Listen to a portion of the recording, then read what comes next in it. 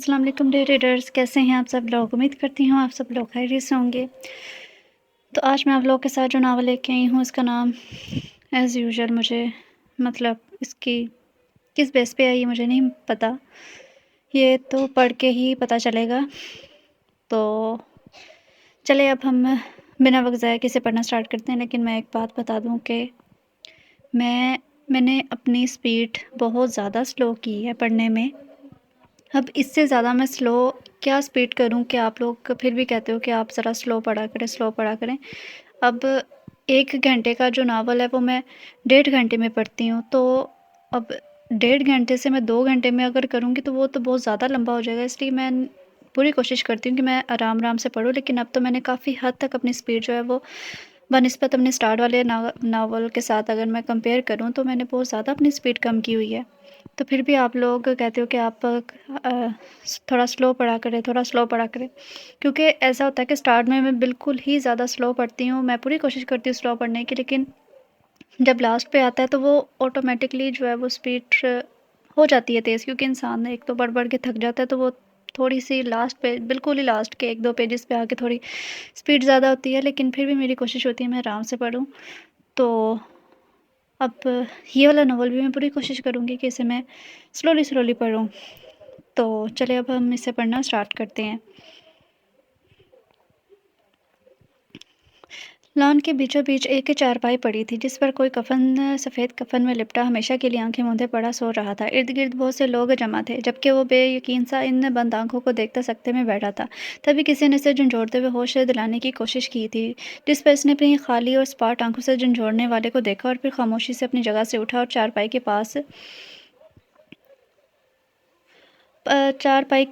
पास सोदोजाना होके बैठा।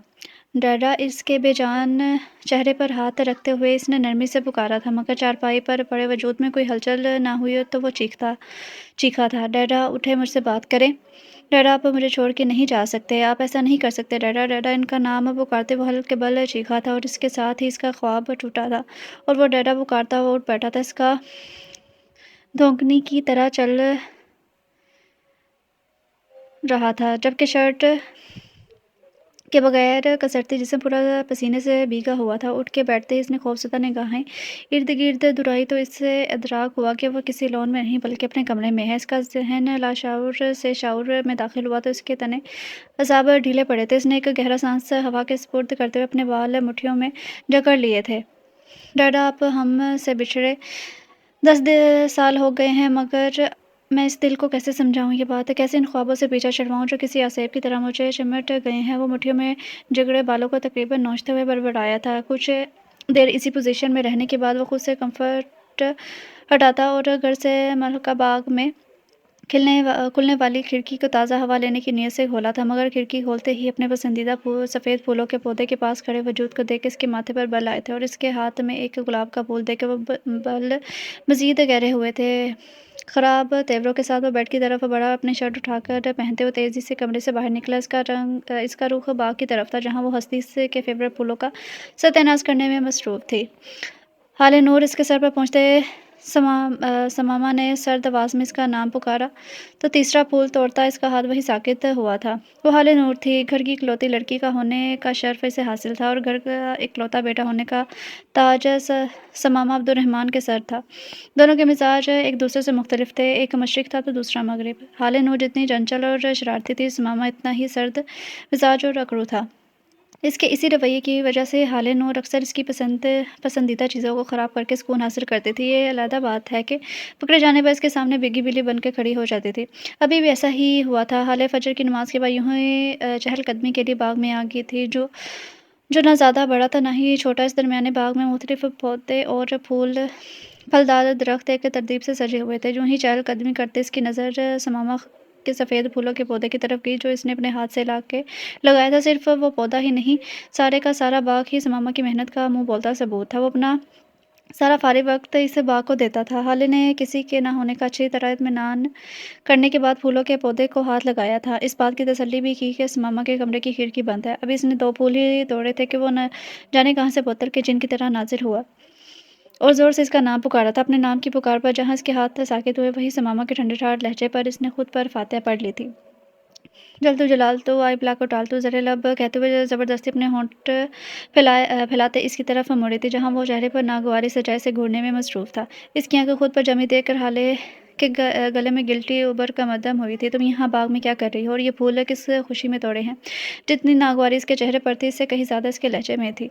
मैं तो बस अब चहलकदमी के लिए आई थी, लड़खड़ाती आवाज़ में बोलते इसने फूलों वाला हाथ नामहसूस तरीके से अपने पीछे किया था। मैंने साथ कुछ और भी पूछा है, लहजा पहले से भी ज़्यादा सर्द था। वो ये फूल तो नीचे टूटे पड़े थे, मैं तो बस सुबह-सुबह झूठ बोलने की ज़रूरत नहीं है, ये फूल मुझे दो, क्योंकि मैं अपनी चीज़ें किसी के साथ शेयर नहीं करता, फिर चाहे वो फूल ही क्यों ना हो। समामा ने अपना हाथ आगे फैलाया तो हाले ने मरे-मरे अंदाज़ में फूल इसकी हथेली पर रखे थे। अब जाओ यहाँ से, और आइंदा मुझे यहाँ नज़र न आई तो मुझसे बुरा कोई नहीं होगा। समामा ने एक तरफ होते हुए इसे वहाँ से जाने का ऑर्डर दिया तो हाले सेकंड में वहाँ से गायब हुई थी, जबकि इसके भाग जाने पर समामा ने नागवारी से इसकी पुश्त को देखा था और खुद भी वहाँ से निकलता अपने रूम की तरफ बढ़ा कि इसे भी पुलिस स्टेशन जाने के लिए तैयार होना था। मैं अपनी चीज़ें किसी के साथ शेयर नहीं करता, जैसे मैं तो इसके साथ इनकी चीज़ें शेयर करने के लिए मरी जा रही हूँ। ऊपर जब अपने पोर्शन में आती हाले ने इसकी नकल उतारते कहा और साथ ही अपना सर झटका था। ये क्या अकेले-अकेले बड़बड़ा रही हो? राहिला बेगम की आवाज़ पर इसने अपने ध्यान से निकलते ही इधर-उधर देखा तो वो सामने ही खड़े तेवरों से इसे ही देख रही थी। वो शायद नीचे किचन में जा रही थी, नाश्ते की तैयारी कर रही, और सीढ़ियों पर ही इनका अपनी बेटी से टकरा हो गया था। इसे छोड़े, मैं आपको बता रही हूँ, मैं अनकरीब आपके लाडले नकचढ़े भतीजे की शिकायत अजान यानी इनकी हमाज़ुर को लगाने वाली हूँ। अपने दोनों हाथ पहलों पर जमाती उसने आंखें छोटी करते कहा था, तुम इसे छोड़ो, वो इंतहाई सुलझा हुआ और अच्छा बचा है। तुम खुद पर कोई तवज्जो दो, इतनी बड़ी हो गई हो और अभी तक बात करने की तमीज़ नहीं आई। इनकी बात पर हाले का मुँह सारे का सारा खुल गया था। मामा, कभी-कभी तो मैं सोचती हूँ मैं आपकी सगी औलाद नहीं हूँ, आप कहीं से उठा के लाई हैं मुझे। मामा को भूलते इसने अपनी ज़ात के लिए आवाज़ उठाई थी। खैर, अब ऐसी भी कोई बात नहीं है, हमारा टेस्ट इतना भी बुरा नहीं, अगर उठा के लाना होता तो कोई तमीज़दार और फर्माबरदार लेकर आते, ना कि तुम्हें लाते। इनकी बात पर इसका मुँह सोचते हुए खुल गया था, जबकि इससे थोड़ी दूर बैठे सैफ साहब का कहका गूंजा था, जिस पर इनका खून मज़ीद जला था। बाबा, इसने एहतजाजन ने पुकारा तो मुस्कुराहट ज़ब्त करते मुँह पर उँगली रख गए थे, और रहीला बेगम भी इसे घूरती हुई नीचे चली गई थी। हाले भी अपनी ताज़ा हुई इज़्ज़त अफ़ज़ाई पर पैर पर रखते अपने रूम की तरफ बढ़ गई थी। इसके अंदाज़ पर सैफ साहब ने मुस्कुराते हुए नफ़ी में सर हिलाया और दोबारा अपने अख़बार की तरफ मुतवज्जह हो गए। समामा मुँह नहा धोकर तैयार होकर फुल यूनिफ़ॉर्म में नाश्ते की टेबल पर आया तो घर की दोनों ख़वातीन रहीला बेगम और अस्मत बेगम ने दिल ही दिल में माशाअल्लाह कहा था। समामा टेबल पर आते ही सबसे पहले अस्मत बेगम के सामने झुका तो उन्होंने इसके सर पर हाथ फेरते दुआओं से नवाजा था। फिर यही अमल इसने रहीला बेगम और सैफ साहब के आगे भी दोहराया था। रहीला बेगम तो इसके वारे न्यारे जा रही थी, साथ ही उन्होंने एक जताती निगाह अपने साहबजादी पर भी डाली थी, जो मुँह के ज़ाविये बिगाड़े ये सब कुछ देख रही थी, और अपनी माँ की जताती नज़र पर इसे आग ही तो लग गई थी। इसने एक खूंखार नज़र समामा पर डाली, जो कि इसके सामने वाली कुर्सी पर बैठ रहा था। गुन्ना मेसना कहीं कैसे देखते वो बड़बड़ाए सर झटक के नाश्ता करने की तरफ मतवज्जा हो गई। वैसे ज़्यादा कुछ किसी को अपने सर पर सवार नहीं रख सकती थी। समामा बेटा, आज मुझे दुकान के ज़रूरी काम से कहीं जाना है, तो मैं नाश्ते के बाद वहीं के लिए निकल रहा हूँ। तुम आज हाले को इसकी यूनिवर्सिटी छोड़ दो कि सैफ साहब की बात पे जहाँ समामा ने सर उठा के ने देखा था, वहीं हाले का हनवाला इसके हलक में फंसा और इसे ज़बरदस्ती खांसी का दौरा पड़ा था। चूँकि इसके बिल्कुल सामने वाली कुर्सी पर समामा बैठा हुआ था और जूस का गिलास भी इत्तेफ़ाक़न इसके हाथ में ही पड़ा था। इसने जल्दी से जग में से का गिलास जूस गिलास में डालते हुए जल्दी से गिलास इसकी तरफ बढ़ाया था। इसे पकड़ते ही इसने तेज़ से 2-3 सिप लिए, जिससे निवाला हल्क से नीचे उतरा और खांसी का दौरा थमा था। इतनी देर में हाले की रंगत सुर्ख पड़ चुकी थी, आंखों से आंसू निकल आए थे। तुम ठीक हो? पूछने वाली अस्मत बेगम थी। हाले ने एक नज़र सबको देखते इस बात में सर हिलाया तो सब ने सुकून का सांस भरा। तब आराम से खाना खाओ, कोई पीछे नहीं लगा हुआ। राहिला बेगम ने इसे तनबीह करना ज़रूरी समझा तो इसने भी बस मुँह बसोड़ा था। हाँ, तो मैं तुमसे कह रहा था। समामा हाले की तरफ से इशारा तसल्ली करते हुए सैफ साहब दोबारा समामा की तरफ मुतवज्जा हुए थे। जान, आपका हुक्म सर, आंखों पे कोई मसला नहीं, मैं छोड़ दूँगा हाले को यूनिवर्सिटी। समामा के जवाब पर सैफ साहब ने मोहब्बत भरी नज़रों से इसे देखा था। बाबा, मैं पॉइंट से चली जाऊँगी ना? हाले होले से मन आई तो समामा एक स्पाट नज़र इस पर डालते हुए दोबारा अपने नाश्ते में मगन हो गया था। कोई ज़रूरत नहीं है पॉइंट से जाने की। समामा ने कहा तो है वो तुम्हें छोड़ देगा यूनिवर्सिटी। सैफ साहब की बजाय रहीला बेगम की तरफ से सख्त जवाब आया तो इसने शाकी नज़रों से इन्हें देखा था। और बेटा, तुमसे एक और दरख्वास्त भी करनी है। तुम शाम को ड्यूटी से वापस आकर कुछ वक्त निकाल के इस नालायक को भी पढ़ा दिया करो। हर सेमेस्टर में मर के पास हुई है, तुम पढ़ा दोगे तो शायद अच्छी जीपीए ले लेगी। राहिला बेगम के नए शोशे पर हाले ने पूरा मुँह खोल के अपनी माँ को देखा। अब तो इसे पक्का यकीन हो गया था कि इसकी माँ इसे कहीं से उठा कर लाई है। जीजा जी जान पर हाथ दूँगा। इनकी बातों से इनकार करना तो गोया इसने सीखा ही नहीं था और हाले तो बस बेबसी से अपनी गर्दन के गिर्द शिकंजा मजबूत करते हुए देख रही थी। अगर तुम नाश्ता कर चुकी हो तो बाहर आ जाओ, मैं गाड़ी में वेट कर रहा हूँ। अपना नाश्ता खत्म करते उसने नमकीन से मुंह साफ करते से हुक्म दिया था और खुद इन सबको हलाफिज कहते वहां से चला गया था। इसके जाते ही हाले भी मरे मरे कदमों से अपने पोर्शन में गई और कुछ ही देर में बैग समेत वापस आई। वो बाहर आई तो उस मामा गाड़ी गेट से निकाले इसी का इंतजार कर रहा था। हाले के बैठते उस मामा ने गाड़ी दौड़ाई। सारे सफर के दौरान गाड़ी में खामोशी छाई रही थी। उस मामा संजीदगी से ड्राइविंग करता रहा और हाले बिल्कुल दरवाजे के साथ चिपकी बैठी यात्रा कुर्सी का वेट करती रही थी। यूनिवर्सिटी के सामने गाड़ी रुकते ही से लगा जिंदान से रिहाई मिलने लगी है। रात 8 बजे तुम बुक्स समेत नीचे वाले पोर्शन में मौजूद हो और 8 का मतलब 8 होना ही चाहिए। मुझे वक्त की पाबंदी न करने वाले लोगों से सख्त नफरत है। उम्मीद है तुम समझ गई होगी। गाड़ी से निकलने से पहले इसके कानों से समामा की आवाज़ टकराई तो उसने फरमाबरदारी से सर हिलाया, जल्दी से गाड़ी से उतरी थी। इसके उतरते ही समामा गाड़ी बिगा ले गया था। सर कड़वा कर डेला। इसकी गाड़ी को घूरते हुए हाले ने हमेशा की तरह इसको अलकबात से नवाजा और यूनिवर्सिटी का गेट क्रॉस कर गया। रहीला बेगम के जारी करता फरमान की वजह से हाले का मूड सारा दिन ऑफ ही रहा था। छुट्टी के वक्त इसे सैर साहब ही पिक करने आए थे, मगर फिर भी इसका मुंह सोचा ही रहा था। सैर साहब की हर बात का जवाब इसने सिर्फ हूँ या हाँ में ही दिया। घर आते ही वो सीधा अपने पोर्शन में गई थी। कमरे में पहुंचते ही पीछे दरवाज़ा जोरदार तरीके से बंद किया। किसकी आवाज़ पूरे घर में गूंजी थी। बिगड़े मूड के साथ इसने बैग बेड पर फेंका और खुद भी ऊंधे मुंह से बेड पर ढेरों से यूं लेटे। थोड़ी ही देर गुजरी थी कि रहीला बेगम खाने की ट्रे लिए इसके कमरे में दाखिल हुई थी, मगर इसे बैग समेत बेतरतीबी से बेड पर लेटे देखकर इनका पारा हाई हुआ था। हाले तुमने कब बड़ी होना है? 22 की तुम हो चुकी हो और अभी तक तुम्हारा बचपना ही नहीं खत्म हो रहा। रहीला बेगम ने दांत पीसते हुए इसे और खाने की ट्रे स्टडी टेबल पर रखी थी।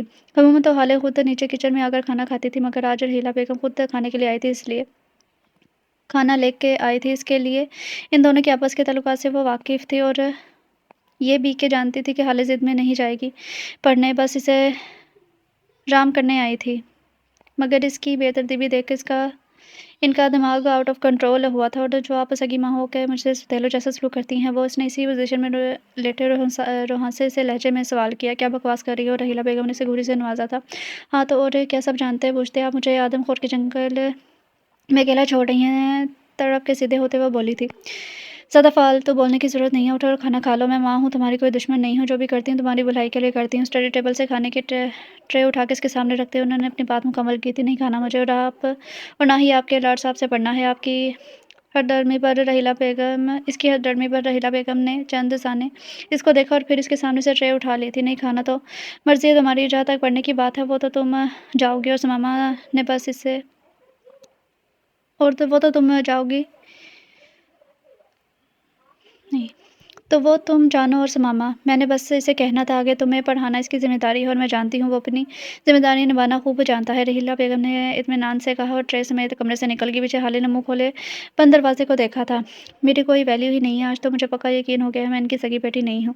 बेबसी से हाथ बेड पर मारा और दोबारा तकिए पर सर रखे बेड पर देर हो गई थी। उस मामा को खुद को पढ़ाने से रोकने के लिए मुख्तलिफ ताने बाने जोड़ती रही और यूं ही सोचते सोचते कब इसकी आंख लगी से पता ही नहीं चला। वो जाने कब तक सोती रही कि रहीला बेगम ने से आकर झंझोर कर उठा। उसने मंदी मंदी आंखें खोलकर इन्हें देखा था। उठ जा महारानी साहिबा, कब तक सोती रहेगी? बस खाती निकालती जा रही हो, मगर अकल घुटनों में ही है। ये नहीं कि नीचे आकर माँ और ताई का हाथ बटा दो। कब तक वो दोनों बुढ़िया अकेली लगी रहेंगी? मगर नहीं, तुम्हें तो शर्म छू के भी नहीं गुजरी। ने आंखें खोलते देख कर रहीला बेगम ने इसे बेनुकत सुनाई थी, जिससे इसका दिमाग बहुत जल्द बेदार हुआ था। उसने मुंह बसोड़ते हुए कुछ कहना चाहा, मगर रहीला बेगम के तेवर देखते चुप होने में ही आफियत जानी थी। मुंह बसोड़ते हुए उठ के बैठी। जमाई लेते इसकी नज़र वॉल क्लॉक पर पड़ी और फिर आंखें खुली की खुली रह गई, क्योंकि घड़ी बता रही थी कि 8 बजने में बस 5 मिनट रह गए हैं। बिजली की रफ्तार से बेड से उठी और तेज से कबर्ड की तरफ बढ़ी थी। यार मामा, बंदा जगा ही देता है, अब वो खड़ूस से मुझे छोड़ेगा नहीं। आखिरी बात इसने सरगोशी में कही थी। उल्टा चोर कोतवाल को डांटे। मैं तो तुम्हें 3 दफ़ा जगा के जा चुकी हूँ, लेकिन तुम तो शायद भंग पीकर सो रही थी, या फिर सारी ज़िंदगी की नींद आज ही पूरी करने का इरादा था तुम्हारा। रहीला बेगम ने बगैर किसी लगी लिपटी कहा था, मगर फिलहाल इसके पास जवाबी कार्रवाई का वक्त नहीं था, इसलिए वो बगैर कोई जवाब दिए वॉशरूम में घुस गई थी। मुंह हाथ धोकर इसने कपड़े चेंज किए। वो बाहर आई तो रहीला बेगम जा चुकी थी। इसने वॉशरूम से बाहर आते बालों में उल्टा सीधा ब्रश फेरते जल्दी से बैग उठाते हुए नीचे भागी थी। इस दौरान टाइम 8 से ऊपर हो गया था, मगर जब वो नीचे आई तो छोटे से लाउंज में बस अस्मत बेगम ही बैठी थी, जिन्हें देखकर इसने शुक्र अदा किया था। हाँ, खुद तो कोई टाइम की पाबंदी नहीं और मुझे सिखा रहे थे पाबंदी से اس کی غیر موجودگی پر اس نے طنزیہ مسکراہٹ لیے سوچا۔ عصمت بیگم کے پاس جا کر بیٹھی جو ثمامہ کے کپڑوں کے تہہ لگا رہی تھی۔ راحیلہ بیگم کچن میں کھانے کی تیاری کو فائنل ٹچ دے رہی تھی اور سیف صاحب شاید اوپر تھے۔ تائی امی ایک بات تو بتائیں، بیگ سامنے ٹیبل پر رکھتے اس نے عصمت بیگم سے کہا تو اس کی سوالی نظریں اس کی طرف اٹھی تھیں۔ میں نے بچپن میں آپ کے بیٹے کا کوئی قرض وغیرہ تو نہیں لیا تھا نا؟ حالے کا سوال ان کے پلے نہ پڑا تو انہوں نے ناسمجھی سے دیکھا تھا۔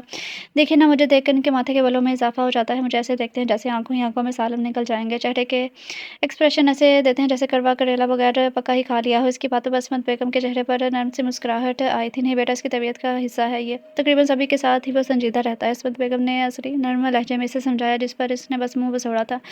اچھا جاؤ، یہ کپڑے ثمامہ کے کمرے میں رکھ دو، میں ذرا راحیلہ کو دیکھ لوں۔ عصمت بیگم کے کہنے پر حالی نے بڑی آنکھیں کر کے انہیں دیکھا تھا۔ میں جاؤں؟ اس نے اپنی طرف انگلی کرتے شدید حیرانگی سے پوچھا۔ ہاں تم، مختصر سا جواب دے کر وہ بغیر اس کی سنے کچن میں چلی گئی تھی اور وہ بے بسی سے اس کی پشت کو دیکھتی رہ گئی۔ کچھ دیر یوں ہی بیٹھے رہنے کے بعد حالے جلد و جلالتو کا ورد کرتے ہوئے ثمامہ کے کپڑے اٹھا کے اس کے کمرے کی طرف بڑھی تھی۔ کمرے کے دروازے پر کھڑے ہوتے اس نے ایک ہلکی سی دستک دی، مگر اندر سے کوئی جواب نہ آیا تو اس نے آہستگی سے دروازہ کھول کے پہلے سر اندر گھسایا اور پورے کمرے میں نظر دوڑائی تو اسے کہیں نظر نہیں آیا، جس پر وہ خدا کا شکر ادا کرتے کمرے میں داخلے بغیر وقت ضائع کیے اس نے کبرڈ کھولی، جہاں ایک طرف اس کے استری شدہ کپڑے ہینگ کیے ہوئے تھے، دوسری طرف اس نے طے کیے ہوئے کپڑے رکھنے تھے۔ اس نے جلدی سے ایک سائڈ پر کپڑے رکھے تھے۔ تم یہاں کیا کر رہی ہو؟ ثمامہ کی سخت اور سپاٹ آواز پر اس کے الماری کے پٹ بند کرتے ہاتھ ڈھیلے پڑے تھے۔ وہ تائی امی نے آپ کے کپڑے رکھنے کا کہا تھا، بس وہیں رکھنے آئی تھی، بغیر پلٹے ہی اس نے جواب دیا تھا۔ تو تمیز بھی کسی چڑیا کا نام ہے، اتنا تو پتہ ہی ہوگا کہ کسی کے کمرے میں داخل ہونے سے پہلے نوک کیا جاتا ہے۔ اس بات پر وہ غصے سے بل کھاتے اس کی طرف مڑی تھی۔ میں نے نوک کیا تھا، اب آپ کو نہیں سنائی دیا تو میرا کیا قصور؟ اس کے لہجے میں ہلکی سی خفگی در آئی تھی۔ اوکے، تو کسی کے کبرڈ میں بغیر اجازت گھسنے کا مطلب تم صفحے یا بیڈ پر بھی تو رکھ کر جا سکتی تھی نا؟ ثمامہ کی باتوں سے اس کا پارا مزید ہائی ہوتا جا رہا تھا۔ اس نے غصے بھری ایک نگاہ ثمامہ پر ڈالی اور بغیر کچھ کہے دروازے کی طرف بڑھی تھی اور جاتے جاتے دروازہ زوردار آواز سے بند کر کے گئی تھی۔ حالانکہ یہ حرکت اسے کے لیے ناگواری کا باعث بنی تھی، جس پر بمشکل قابو پاتے ہوئے بالوں میں برش کر کے لاؤنج میں آیا تھا، جہاں وہ پھولے منہ کے ساتھ بکس کھولے بیٹھی تھی۔ میں نے 8 بجے کا کہا تھا، پھر 8 سے اوپر ٹائم کیسے ہوا؟ اس کے سامنے ٹیبل کی دوسری سائڈ پر نیچے بیٹھتے اس نے ٹھنڈے ٹھار لہجے میں استفسار کیا تھا۔ اس کے پوچھنے پر حالے نے جھٹکے سے سر اٹھا کے اسے دیکھا تھا۔ غصہ خفگی پل بھر میں اڑن چھوئی تھی اور ساتھ ہی سوچ کے در کھلے کہ وہ تو لاؤنج میں تھا ہی نہیں، تو اسے پتہ کیسے چلا کہ وہ لیٹ آئی ہے؟ میں ٹائم پر آئی تھی، آپ خود یہاں موجود نہیں تھے۔ خود کو مضبوط بناتے ڈٹائی کا مظاہرہ کیا گیا تھا۔ میں تمہارے انتظار میں 10 منٹ بیٹھنے کے بعد اپنے روم میں فریش ہونے گیا تھا۔ اس کی سن کے حالے کچھ لمحوں کے لیے چپ سی رہ گئی، مگر پھر کچھ بولنا چاہا۔ میں مزید کوئی جھوٹ سننے کا متحمل نہیں ہو سکتا۔ آج پہلا دن تھا، اس رعایت مل رہی ہے، آئندہ ایسا بالکل بھی نہیں ہوگا۔ اب بکس نکالو اور جو سمجھ نہیں آتا وہ مارک کرو۔ آج بس مارک کریں گے، کل باقاعدہ سمجھانا شروع کروں گا۔ اسے منہ کھولتے دیکھ کر ثمامہ نے اسے ٹوک دیا تھا۔ خڑوس کہیں کے حالے منہ میں ہولے سے بڑبڑائی تھی۔ کچھ کہا تم نے؟ ثمامہ نے آئی برو چکائی تھی۔ نہیں تو میں کہہ رہی تھی، میں بس مارک کرنے لگی ہوں۔ جلدی جلدی بولتے وہ کتاب پر جھکی تو ثمامہ اس کے جھکے سر کو دیکھنے کے بعد اس کی دوسری بکس اٹھا کے انہیں دیکھنے لگا تھا۔ آپ کو نہیں لگتا اب ہمیں حالے کے بارے میں کچھ سوچنا چاہیے؟ کھانے اور چائے کے دور کے بعد سب نے کچھ دیر ٹی وی دیکھا اور پھر سب سونے کے لیے اپنے کمروں میں چلے گئے تھے۔ سیف صاحب آتے ہی آج کے دن کے حساب کتاب میں لگ گئے تھے، جبکہ راحیلہ بیگم بیک گراؤنڈ کے ساتھ ٹیک لگائے حالے کے بارے میں سوچنے میں مصروف ہو گئی تھی، اور پھر اچانک ہی سیف صاحب کو مخاطب کرتے یہ سوال پوچھا تھا، جس پر سیف صاحب نے رسیدوں سے نظریں ہٹا کر انہیں دیکھا تھا۔ مطلب کیا سوچنا چاہیے؟ ایک نظر نے دیکھنے کے بعد وہ دوبارہ اپنے کام میں مصروف ہو گئے تھے۔ اس کی شادی کے بارے میں اور کس بارے میں؟ سیف صاحب کی بے توجہی پر وہ جی بھر کے بدمزہ ہوئی تھی۔ اتنی جلدی بھی کیا ہے، ابھی تو وہ پڑھ رہی ہے۔ رسیدوں کو الٹ پلٹ کر دیکھتے انہوں نے بات ہوا میں اڑائی تھی۔ اب اس سے کوششیں شروع کریں گے تو اس کی پڑھائی مکمل ہونے تک کچھ ہوگا نہ۔ اپنی بیٹی کے لچھنوں سے آپ تو اچھی طرح واقف ہیں، کیا مطلب ہے اس بات کا؟ اب کی دفعہ سیف صاحب نے ان کی طرف دیکھتے سخت لہجے میں پوچھا تو راحیلہ بیگم کو اپنے الفاظ کے احساس ہوا تھا۔ میرا مطلب ہے، آپ جانتے تو ہیں اس کا مزاج لابالی سا ہے، کسی بات کو سرے سے سنجیدہ لیتی ہی نہیں ہے، اور نہ ہی اس کا کچن کے کاموں کی طرف کوئی دھیان ہے۔ ایسے رشتے تو نہیں ملتے، بس لوگ باتیں بناتے ہیں۔ راحیلہ بیگم نے ہڑبڑا کر اپنی بات کی وضاحت دی تھی۔ تو ہمیں کیا ضرورت ہے لوگوں کی فضول باتیں سننے کی؟ ہمارے گھر میں لڑکا موجود ہے تو तो है रहीला बेगम की वज़ाहत पर उन्होंने वहाँ वाज़े अपनी ख़्वाहिश का इज़हार किया था, जिस पर रहीला बेगम को खुशी भी हुई थी क्योंकि इनकी अपनी भी यही ख़्वाहिश थी, मगर वो साथ ही तशवीश का भी शिकार हुई थी। ये ख़्वाहिश मेरी भी है, मगर अपनी बेटी इन पर मुसल्लत तो नहीं कर सकते ना। भाभी ने कभी इस मौज़ू पर कोई बात नहीं की। उन्होंने अपना ख़दशा सैफ साहब के सामने रखा तो वो भी सोच में पड़ गए थे। भाभी ने नहीं की तो क्या हुआ, मामा माशाल्लाह बहुत फरमाबरदार बच्चा है। मेरे एक दफ़ा कहने की देर है वो बगैर कोई दूसरी बात कहे झट से हाँ कर देगा। सैफ साहब के लहजे में तफ़ाख़ुर और मान बोल रहा था। वो मैं भी जानती हूँ, मगर इस तरह तो वो ये भी समझेगा कि चचा अपने किए सनात का बदला यूँ ले रहे हैं। आप जानते तो हैं भाभी, भाई साहब की वफ़ात के बाद से वो कितना एहसास हो गया है। रहीला बेगम ने एक और पहलू उनके सामने रखा तो वो सोच में पड़ गए थे। अच्छा चलो एक दफ़ा किसी बहाने भाभी से बात करने की कोशिश करना और देखना वो क्या ख़यालात रखती हैं, फिर इसी के मुताबिक फ़ैसला करेंगे। बाकी जो सबके हक़ में बेहतर होगा अल्लाह वही करेगा। सैफ साहब की बात रहीला बेगम के दिल को भी लगी थी। वो बेटी वाली थी, खुद को और अपनी बेटी को बेमोल नहीं कर सकती थी, इसलिए उन्हें सैफ साहब के ख़यालात अच्छे लगे थे और उन्होंने कुछ सोच भी लिया था और ये सोच अमल दरामद करने का इरादा इनका कल ही था।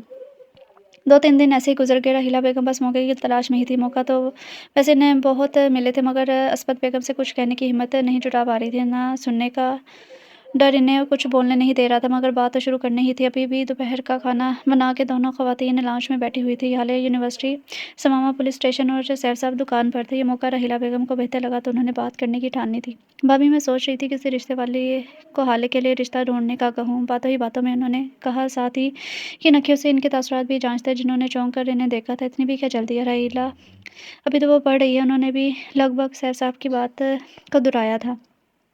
हाँ, लेकिन भाभी आप ये भी तो देखें आजकल अच्छे रिश्ते मिलना कितने मुश्किल हैं। अभी से तलाशना शुरू करेंगे तो ही कोई बात बनेगी ना। और हाले को भी तो आप जानती हैं ना वो किस मिजाज की है। इसकी माँ होने के नाते इसके मुस्तकबिल के लिए फ़िक्रमंद हूँ। रहीला बेगम के लहजे में फ़िक्र और तशवीश थी। अच्छा चलो जैसे तुम्हें बेहतर लगे वैसे ही। खुरसपत बेगम की बात ने रहीला बेगम को मायूस किया था, मगर जल्दी खुद को संभालते हुए उन्होंने बात ही बदल दी थी। फिर इसके बाद सारा दिन रहीला बेगम बुझी बुझी ही रही थी। खामखा हाल को भी जार दिया और वह हक्का-बक्का बस इन्हें देखती ही रही थी। इस मामा से पढ़ने की वजह से वो कमरा बंद करके भी नहीं बैठ सकती थी, इसलिए बस सब्र की गूंद भर के रह गई थी। रात को सोने से पहले रहीला बेगम ने सारी बात सैफ साहब के गोश गुजार दी थी। इनके चेहरे पर भी फ़िक्र की परछाइयाँ लहराई थी। तुम खामख़ा परेशान हो रही हो, शायद उस मामा से पहले बात करना चाह रही हूँ। सैफ साहब ने इनसे ज़्यादा खुद को तसल्ली दी थी। अब ऐसी भी बात नहीं है सैफ अगर उन्होंने हाले को उस मामा के लिए सोचा होता तो वो कोई इशारा देती, मगर उन्होंने जैसे तुम्हारी मर्ज़ी की अगर बात ख़त्म करती हो और आप जो कह रहे हैं वो खुद को झूठी तसल्ली देने वाली बात है। रहीला बेगम की बात में दम था, इसलिए सैफ साहब भी गहरा साँस भर के रह गए थे।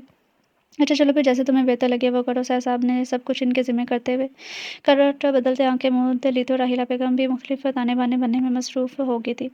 अब्दुर्रहमान साहब और सैफ साहब 2 ही भाई थे, वालिदैन हयात नहीं थे। दोनों अपनी ज़िंदगी में ही दोनों की शादियाँ कर गए थे।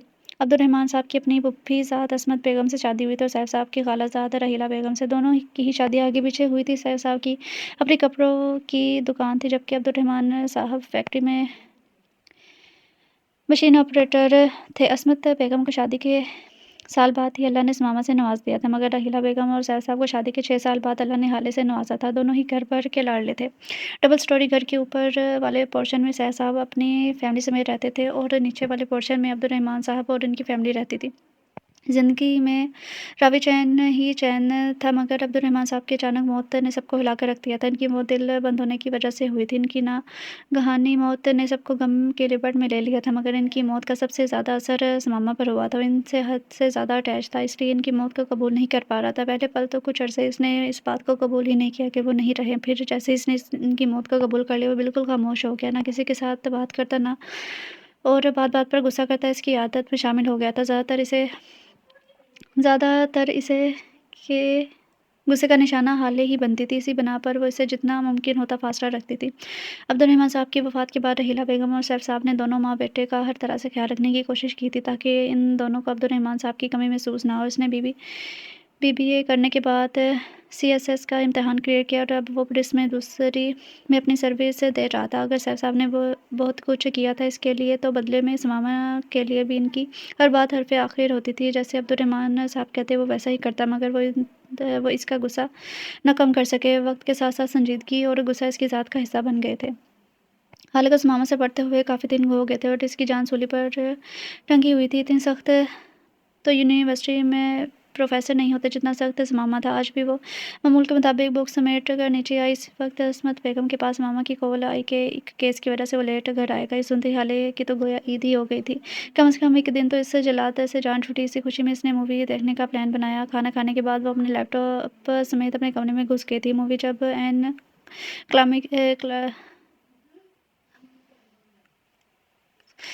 क्लाइमेक्स पर पहुंची तो इसे चाय पीने की तलब हुई, तो उसने वही मूवी स्टॉप की, चाय बनाकर रेंट चाय के साथ मज़े लेते देखे कि चाय बस बन ही चुकी थी कि जब इसे इस मामा की गाड़ी का हॉर्न सुनाई थी। इसने जल्दी से चाय छान के कप में अंडे ली और कब समय तेज से वहाँ से गायब होना चाहा। सुनो, अभी वो सीढ़ियों के पास पहुंची थी कि इसकी भारी गंभीर आवाज़ सुनकर वही खड़ी की खड़ी रह गई। दिल ही दिल में अपने इस टाइम में चाय पीने की ख्वाहिश पर खुद को जी भर के कोसा था। जी, इसके हलक से मरी मरी आवाज़ निकली थी, मुझे भूख लगी है, कुछ खाने को दो। इसे कहकर वो खुद किचन में दाखिल हुआ और फ्रीज़र की तरफ बढ़ा था। वहाँ से पानी की बोतल निकाली और स्टैंडर्ड से ग्लास लेकर वहीं पड़े डाइनिंग टेबल की तरफ कुर्सी खींच कर बैठ गया था। जबकि दूसरी तरफ इसकी फरमाइश सुनकर इसकी सांस हलक में अटक गई थी और मरे मरे कदमों से वो इसके पीछे किचन में दाखिल हुए। फ्रिज से सालन का डोंगा निकाला, इसे ओवन में रखते टाइम सेट किया। सालन तो वो पहले का बना कर खा लेता था, मगर फुल्के इसे ताज़ा ताज़ा ही चाहिए होते थे और वो इसी बात को लेकर हलकान हो रही थी कि इस जैसी फूहड़ लड़की जिसे चाय बनानी आती थी वो ताज़ा फुल्के कैसे बनाएगी। इसने किन से इस खड़ूस को देखा जो कुर्सी के साथ टेक लगाए बैठा मोबाइल यूज़ कर रहा था। इसे मोबाइल में मसरूफ़ थे कि इसने जल्दी से सालन प्लेट में निकाला और इसका इरादा भी इस खड़ूस के सर उठाने से पहले खाना इसके सामने रख कर वहाँ से खिसकने का था। मैं ताज़ा रोटी खाऊंगा। इसकी आवाज़ सुनकर हाथ पाट उठाती वो अपनी जगह से उछली थी और डरते पीछे मुड़ के देखा जहाँ वो संजीदगी से सही देख रहा था और इसकी मतवजा होने पर इसने दोबारा अपनी निगाहें मोबाइल पर जमा दी थी। इसकी बात सुन के इसने तो निकलते फ्रिज से आटे वाला बाउल निकाला और चूल्हे पर तवा रखे गैस ऑन की। इसके बाद बाउल से आटा लेते उल्टा सीधा पेड़ा बना ही लिया था। इसे अगला काम इसे बेलने का था। आटा फ्रिज में पड़ा था कि इसके लिए वो ठंडा होने की वजह से सख्त था और इसे रोटी बेली भी नहीं जा रही थी। रोटी बेलते हुए रुआंसी हो गई थी। काश मामा की बातें एक कान से सुनकर दूसरे कान से ना निकाली होती तो आज ये दिन देखना ना पड़ता। इस खड़ूस ने रोटी देखने के बाद जिन नज़रों से मुझे देखना है बस वो मुझे ऊपर पहुंचाने के लिए काफ़ी होंगी। रोटी बेलते हुए वो हल्की आवाज़ में बड़बड़ाई थी। फिर जैसे तैसे करके वो 2-3 रोटियां बनाने में कामयाब हो गई थी, मगर इनको देखने के बाद शर्मिंदगी के मारे इसका दाढ़ें मार मार के रोने का दिल कर रहा था। रोटियां गोल होने की बजाय 3 कोनों वाली थी। अच्छी तरह ना बेलने की वजह से साइज़ में बिल्कुल छोटी और किनारों और दरमियान से बहुत मोटी थी। वो जल्दी अपनी शर्मिंदगी पर 2 हर्फ भेजते इसने रोटियां हाथ बाट में रखी और हाथ बाट बंद करते इसने सालन समेत टेबल पर इसके सामने रखते हुए इसने वहाँ से भागने को की। रुको, मुझे चाय भी बना कर दो, मैं खाने के बाद चाय लाजमी पीता हूँ। इसके इरादे पर पानी फेरते हुए इसने अगला हुक्म सुनाया। एक लम्हे को इसकी धड़कनें सुस्त पड़ी थी और अगले गले की गिल्टी उबर का मध्यम हुई थी। ऐसे हुक्म चला रहे हो जैसे मैं इसकी मुलाजिम हूँ। या अल्लाह, किस तरह से जल्लाद से बचा जाए। गुस्से से शुरू की गई बात इख्तिताम तक पहुँचते तक बेबसी में डल गई थी। वापस मुड़ते इसने आंखें बंद करके गहरा सांस भरा और कदम काउंटर की तरफ बढ़ा दिए थे और अपने लिए इरादा अपने लिए बनाई गई चाय इसे देने का था और साथ ही साथ दिल में काउंट डाउन स्टार्ट करने का था। ये क्या है, इसने अभी 3 और 9 ही बोला था कि गुस्से से भरपूर आवाज़ गूंजी थी। उसने मुड़ कर देखा था वो रोटी हाथ में लिए सख्ती से इसे घूर रहा था। रोटी है, इसने मासूमी से जवाब दिया। इसे रोटी कहते हैं। इसका बस नहीं चल रहा था कि सामने खड़ी इस ढीठ लड़की को उठा के कहीं दूर फेंक दे जो अपने बनाए के शाहीकार को रोटी का नाम दे रही थी। शर्म आनी चाहिए तुम्हें, यूनिवर्सिटी पहुंच गई हो तुम और अभी तक तुम्हें रोटी नहीं बनानी नहीं आती। ज़िंदगी में आगे क्या करोगी तुम? खाओ इसे अब तुम ही। गुस्से में भंकारता इस पर एक सख्त निगाह डाल के वो किचन से निकल गया था, क्योंकि भूख तो इसकी शायद शाहीकार को देखकर ही मर गई थी। इसके जाते इसने गहरी सांस भरी और चेयर पर ढेर होगी। आज तो वो सस्ते में ही छोड़ गया था। अगर इतने ही नखरे करने थे तो लाट साहब खुद ही बना लेते। मेरा एम वक्त बर्बाद कर दिया। चाय भी ठंडी होगी मेरी। कुछ देर बाद खुद के हिसार से खौफ से के हिसार से निकलते वो बड़बड़ाई थी और सालन उठा के फ्रिज में रखा, हाथ बाट काउंटर पर रखा और चाय दोबारा गर्म करते मग में अंडेल के गुनगुनाती किचन की लाइट ऑफ करते अपने कमरे की तरफ बढ़ गई थी। रहीला बेगम ने हाले को बताए बगैर रिश्ते वाली को रिश्ता ढूंढने का कह दिया था और कुछ ही दिनों में रिश्ते वाली ने ग्रीन सिग्नल भी दे दिया था। रहीला बेगम ने सैफ साहब और असमत बेगम से मशवरा करने के बाद इन्हें संडे को आने का बोल दिया। हाले को संडे वाले दिन रहीला बेगम ने रिश्ते का बताया और तैयार होने का कहा था, जबकि हाले हैरान परेशान कितनी ही देर इनकी शक्ल देखती रही। फिर इसने रहीला बेगम की लाख मिन्नतें की, मगर उन्होंने इसकी एक ना सुनी और इसे तैयार होने का ऑर्डर दिया था। सैफ साहब भी सुबह ही सुबह दुकान पर चले गए थे। मामा घर पर था, इसलिए वो दुकान دکان پر چلے گئے تھے، ورنہ یہ کسی نہ کسی طرح مسکا لگا کے اس رشتے کو رکوا سکتی تھی، کیونکہ اس کا کہنا تھا یونیورسٹی سے فارغ ہونے کے بعد سب کے بارے میں سوچے گی، مگر رحیلہ بیگم اور ٹہری ماں نے اپنی منوا کے ہی چھوڑی تھی۔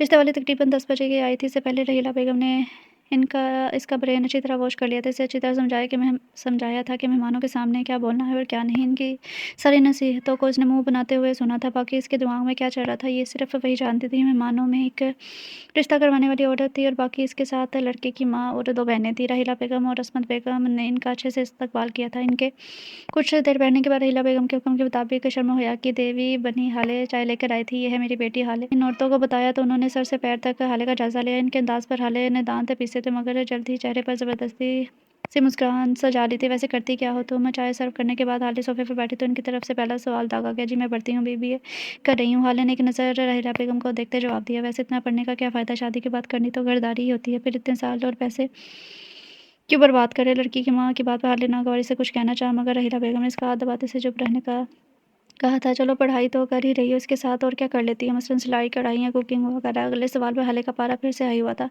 جی پڑھائی کے علاوہ جی میں اپنی ماما کے ہاتھ کے پکے لذیذ پکوان کھا لیتی ہوں جی، اور ڈرامے اور موویز دیکھ لیتی ہوں۔ حالے نے آنکھیں ٹپٹپاتے انہیں اسی کے انداز میں ڈیل کرنا شروع کیا تھا۔ اس کی گوہر افشانی پر رحیلہ بیگم نے پریشانی سے ایک دفعہ پھر اس کا ہاتھ دبایا، مگر اس نے سرے سے ہی انہیں نظر انداز کر دیا تھا۔ کیا مطلب تمہیں کھانا بنانا نہیں آتا؟ لڑکے کی ماں نے تیوری چڑھاتے ہوئے سوال کیا تھا۔ حالے نے معصومیت سے نفی میں سر ہلا دیا۔ اگر کچھ آتا ہی نہیں تو تمہاری ماں کو کیا پڑی ہے تمہاری شادی کرنے کی؟ پہلے گھرداری تو سکھا لیتی، پھر رشتے والی کو کہتی ہمارا ٹائم اتنا فالتو نہیں ہے کہ پور لوگوں کے گھر آ کر ضائع کرے۔ لڑکی کی ماں نے حتکمیز لہجے میں حالے سمیت رحیلہ بیگم اور عصمت بیگم کے چہرے پر کہا، اور ان دونوں کے چہروں پر سرخی چمکی تھی۔ آپ لوگ اپنی حد میں رہیں، آپ یہاں اپنی بہو کی تلاش میں آئی ہیں، نہ کہ کام والی کی۔ اس سے پہلے کہ حالے ان پر پھٹتی سماما کی سرد آواز ڈائننگ روم میں گونجی تھی، جس پر سب کی گردنیں اس کی طرف گھومی تھی۔ رحیلہ بیگم کی آنکھوں میں نمی دیکھ اس کے غصے کا گراف بڑھا تھا۔ سماما کب سے لاؤنج میں بیٹھا ان کی باتیں سن رہا تھا۔ وہ چچا کی غیر موجودگی میں ان لوگوں کا جائزہ لینا چاہتا تھا کہ وہ کیسے لوگ ہیں۔ پہلے تو ان کے عجیب و غریب سوال پر اسے حیرانگی ہوئی تھی، مگر ان کی آخری بات پر اسے شدید تب چڑھی تھی اور خود پر قابو نہ پاتے وہ ڈائننگ روم میں آ گیا تھا۔ تم کون ہو؟ لڑکی کی ماں نے بگڑے تیوروں سے سوال کیا تھا۔ اتنا تو وہ جانتی تھی کہ وہ حالے کا بھائی نہیں ہے، کیونکہ رشتے والی نے انہیں بتایا تھا کہ وہ اپنے ماں باپ کی اکلوتی بیٹی ہے اور لڑکی کے باپ کی اپنی ذاتی کپڑوں کی دکان ہے۔ اسی لالچ میں وہ یہاں آئی تھی، مگر اپنے منہ سے نکل چند الفاظ کی وجہ سے وہ گیم الٹ چکی تھی۔ میں جو بھی ہوں، آپ کو اس بات سے مطلب نہیں ہونا چاہیے۔ آپ یہاں لڑکی دیکھنے آئے ہیں تو اس کی سیرت دیکھیں، اس کا چال چلنا کیسا ہے یہ دیکھیں، وہ آپ سے کیسے بات کرتی ہے یہ دیکھیں، باقی چیزیں تو ثانوی ہیں۔ سماما کے سرد انداز پر ان سب کی زبان تالوں سے چپکی تھی، مگر ہم ثانوی چیزوں پر فوکس کرتے ہیں۔ لڑکی کی سیرت اور کردار کیسا ہے ہمیں اس سے کوئی مطلب نہیں ہوتا، ہمیں اس بات سے مطلب ہوتا ہے کہ وہ گوری یا کالی ہے، اس سے کیا فرق، اس سے کیا آتا ہے کیا نہیں، اس کے کام کرنے کی کیپیسٹی کتنی ہے، جیسے وہ کوئی لڑکی نہیں، کوئی مشین یا دکاندار میں رکھی کوئی چیز ہے جسے آپ خریدنا چاہ رہے ہیں۔ وہ پل بھر میں بھڑکا تھا۔ لڑکی نے ساری زندگی آپ لوگوں کی خدمت ہی تو کرنی ہوتی ہے، آپ لوگوں کو ہی نئے کھانے بنا کر کھلانے ہوتے ہیں، تو اس میں کیا حرج ہے کہ وہ یہ سارے کام سسرال میں جا کر سیکھ لے؟ دنیا کی کس کتاب میں یہ لکھا ہے کہ لڑکی کو ہر ہنر اپنے ماں باپ کے گھر سے سیکھ کر جانا چاہیے، یا وہ سسرال جا کر کچھ سیکھ نہیں سکتی؟ سماما نے کچھ نکات ان کے سامنے رکھے، مگر ان کے چہروں سے ایسا لگ رہا تھا کہ ان پر ان ساری باتوں کا کوئی اثر نہیں ہونے والا۔ تم جو کوئی اتنی بڑی تقریر کر رہے ہو، اگر تمہارے نزدیک ان سب باتوں کی کوئی بھی اہمیت نہیں تو تم ہی سے لڑکی سے شادی کر لو نا، کیونکہ ہمیں اتنا تو پتہ ہے لڑکی کا کوئی بھائی نہیں ہے۔ ان کی بات پر سماما کا کھولتا خون مزید کھولا تھا۔ اگر چچا جان کہے تو کر بھی لیتا، کم از کم آپ جیسے کمزور لوگ یہاں تو نہ بیٹھے ہوتے۔ رحیلہ بیگم اور عصمت بیگم نے کچھ حیرانگی سے سماما کو دیکھا، جبکہ حالے پورا منہ اور آنکھیں کھولے اسے دیکھ رہی تھی۔ دل ہی دل میں استغفار کیا تھا، جاؤ میاں اب بس اپنا بھرم رکھنے کے لیے لمبی لمبی مت چھوڑو۔ انہوں نے جس لہجے میں کہا تھا وہ سماما کو آگ لگا گیا تھا۔ اس نے سیکنڈ میں فون نکالا اور سیف صاحب کا نمبر ملایا۔ ان خواتین سمیت اس کے گھر کی خواتین نے بھی تعجب سے اسے دیکھا تھا۔ السلام علیکم جان، آپ ہی کا نکاح خواہ اور 2 گاؤں کے ساتھ گھر جلدی آئیں۔ اس کی غیر متوقع بات پر سب کی آنکھیں حیرت سے بڑھی تھی، جبکہ حالے کا دل کسی انہونی کے تحت بڑے زور سے دھڑکا تھا۔ کیا مطلب؟ کیا کہہ رہے ہو سماما؟ مجھے کچھ سمجھ نہیں آ رہا۔ دوسری طرف سے سیف صاحب کی ایران پر شان سی آواز آئی تھی، مطلب میں آپ کو سمجھا دوں گا، بس آپ وہ کریں جو میں کہہ رہا ہوں۔ مگر ثمامہ انہوں نے کچھ کہنا چاہا، آپ کو مجھ پر بھروسہ ہے نا؟ ان کی بات مکمل ہونے سے پہلے وہ بیچ میں بول پڑا تھا۔ ہاں، یک لفظی جواب آیا تھا۔ تو بس آپ نے نکاح خواہ سمیت جلدی کر آئیں، انہیں کہہ کر مزید کچھ کہے بغیر اس نے کال کاٹ دی اور وہیں موجود ایک کرسی کھینچ کر بیٹھ گیا۔ اس کے تیور دیکھ کر ان عورتوں نے وہاں سے کھسکنا چاہا تھا۔ جہاں بیٹھی ہیں وہیں بیٹھی رہیں۔ ثمامہ کی سرد آواز پر وہ اپنی جگہ ساکت ہوئی تھی۔ کچھ ہی دیر میں اس پریشان سے سیف صاحب نکاح خواہوں اور گواہوں سمیت گھر آئے تھے۔ انہیں لاؤنج میں بٹھا کے وہ خود ڈائننگ روم میں آئے جہاں سب بیٹھے تھے۔ ان کے کچھ بھی پوچھنے سے پہلے ثمامہ کی آواز گونجی تھی جو سب کو ساکت کر گئی تھی۔ میں حالے سے نکاح کرنا چاہتا ہوں ابھی اور اسی وقت۔ یہ وہ الفاظ تھے جو سیف صاحب اور رحیلہ بیگم کے سینے میں ٹھنڈ بن کے اترے تھے، جبکہ حالے کے سر پر کسی بم کی طرح پھٹے تھے۔ اس نے پھٹی پھٹی آنکھوں سے ثمامہ کو دیکھا تھا۔ وہ تو ٹھیک ہے، مگر یہ مہمان اور یہ اچانک نکاح جلد ہی خوشگوار حیرت سے نکلتے۔ سیف صاحب نے چہرے پر الجھن لیے سوال کیا تھا، جس کے جواب میں ثمامہ نے سارا قصہ ان کی کوشش کیا، جس پر سیف صاحب نے بھی ان خواتین کو اخذ نظروں سے دیکھا تھا تو اپنی جگہ چور سی بن گئی تھی۔ پھر سیف صاحب نے بنا کسی اعتراض کے ان کے نکاح پڑھوایا تھا۔ ان سارے قصے کے دوران حالے پر سختی کی ہی کیفیت میں بیٹھی رہی تھی۔ نکاح کے وقت سیف صاحب نے اس کے سر پر ہاتھ رکھا تو اس نے نظر اٹھا کے انہیں دیکھا۔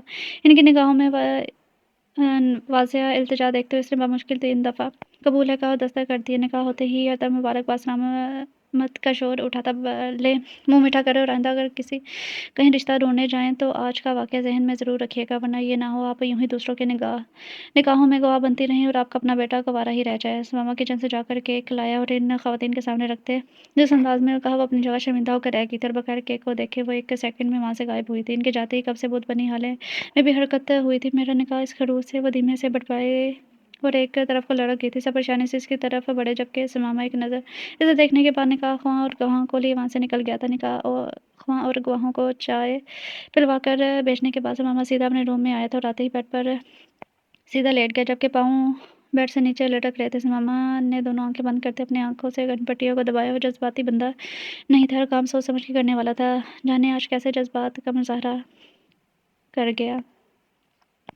شاید اپنی ماں جیسے چچی کی آنکھوں میں آنسو اور ان کی تربیت پر اٹھتے سوال وہ برداشت نہیں کر پایا تھا، اور جو فیصلہ کرنے میں اسے عام حالات میں شاید وقت لگتا، آج وہ فیصلہ وہ سیکنڈ میں کر گیا تھا۔ جس لڑکی کو ہمیشہ ماتھے پر بل ڈالے دیکھا تھا وہ آج اس کی بیوی بن کے بیٹھی تھی۔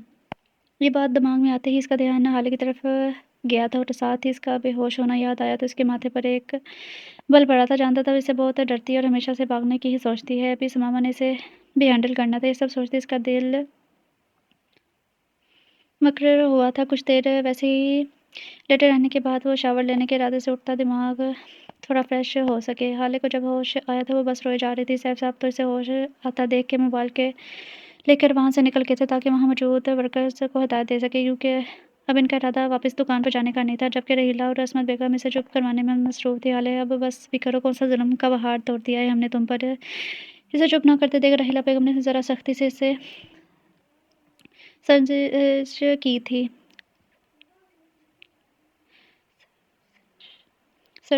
کی تھی۔ آپ جیسے ظالم ماں باپ میں نے کہیں نہیں دیکھے۔ پہلے مجھے بتائے بغیر رشتے والوں کو بلا لیا اور پھر آنا فانا نکاح بھی کروا دیا، وہ بھی اس جلاد سے۔ حالے نے روتے ہوئے ان کے ظلم گنوائے تو اس کی آخری بات پر عصمت بیگم کی موجودگی کی وجہ سے رحیلہ بیگم نے اسے گوری سے نوازا تو میرا بچہ تمہیں اس جلاد سے انسان بنا لینا نا، اب تم شوہر ہے تمہارا۔ رحیلہ بیگم کے کچھ بھی بولنے سے پہلے عصمت بیگم نے کہا۔ ان کے لہجے میں ہلکی سی شرارت کی بھی رمق تھی، جسے محسوس کرتے رحیلہ بیگم کے چہرے پر بھی مسکراہٹ چمکی تھی، جبکہ ثمامہ کو اپنا شوہر تصور کرتے حالے کے آنسو میں اضافہ ہوا تھا۔ یہاں کوئی مجھ سے پیار ہی نہیں کرتا، مجھے شہر کی کچار میں پھینک کے خود سارے اطمینان سے بیٹھے ہوئے ہیں۔ حالے روتی وہاں سے اٹھ کر بھاگتے ہوئے اپنے پورشن میں چلی گئی تھی۔ ثمامہ کے ساتھ ساری زندگی گزارنے کا سوچ کر اس کا دل بیٹھا جا رہا تھا۔ اس کی گوہر افشانی پر رحیلہ بیگم نے گھبرا کر عصمت بیگم کو دیکھا تھا۔ جو بھی تھا وہ تھی تو ثمامہ کی ماں کہیں برا ہی نہ منا جاتی۔ میں نے برا نہیں منایا اور فکر مت کرو رحیلہ، آہستہ آہستہ دونوں ہی ٹھیک ہو جائیں گے۔ رحیلہ بیگم کی نظریں خود پر محسوس کرتے عصمت بیگم نے انہیں تسلی دی تو وہ زبردستی مسکرائی تھیں۔ عصمت بیگم کا رویہ الجھا رہا تھا، انہوں نے کبھی حالے کو لے کر کوئی خواہش ظاہر نہیں کی تھی، اس کے رشتے کا سن کر بھی انہوں نے کوئی رد عمل ظاہر نہیں کیا تھا، اور اب نکاح کے بعد بھی ان کا رویہ نارمل تھا، اور یہ سب باتیں رحیلہ بیگم کو الجھا رہی تھی اور وہ چاہ کر بھی عصمت بیگم سے پوچھ نہیں پا رہی تھی۔ دوپہر کے کھانے پر تقریباً سبھی موجود تھے سوائے حالے کے، جو نکاح کے بعد اسے کمرے میں بند تھی۔ 2-3 دفعہ رحیلہ بیگم اس کے کمرے میں گئی تھی، مگر اس نے نہ تکیے سے سر اٹھایا نہ ہی ان کی کسی بات کا جواب دیا، اور پھر وہ اسے کھانے کے لیے بھی بلانے آئی تھی، جس پر اس نے انصاف انکار کر دیا تھا۔ رحیلہ بیگم نے بھی زیادہ اصرار کرنے کی وجہ سے اس کے حال پہ چھوڑ دیا تھا۔ حالے نہیں آئی کھانے کے لیے۔ اس کی غیر موجودگی پر سیف صاحب نے رحیلہ بیگم سے سوال کیا تھا، میں بلانے کی تھی، وہ کہتی ہے بھوک نہیں ہے۔ رحیلہ بیگم کے جواب پر سیف صاحب نے بس سر ہلایا تھا۔ انہوں نے زیادہ خریدنا مناسب نہیں سمجھا تھا۔ وہ بھابی میں شرمندہ ہوں، ثمامہ کے کہنے پر نکاح کروا دیا۔ آپ سے ایک بار نہیں پوچھا میں نے؟ نہ ثمامہ نے، سیف صاحب نے شرمندگی سے سر جھکاتے عصمت بیگم سے کہا تھا۔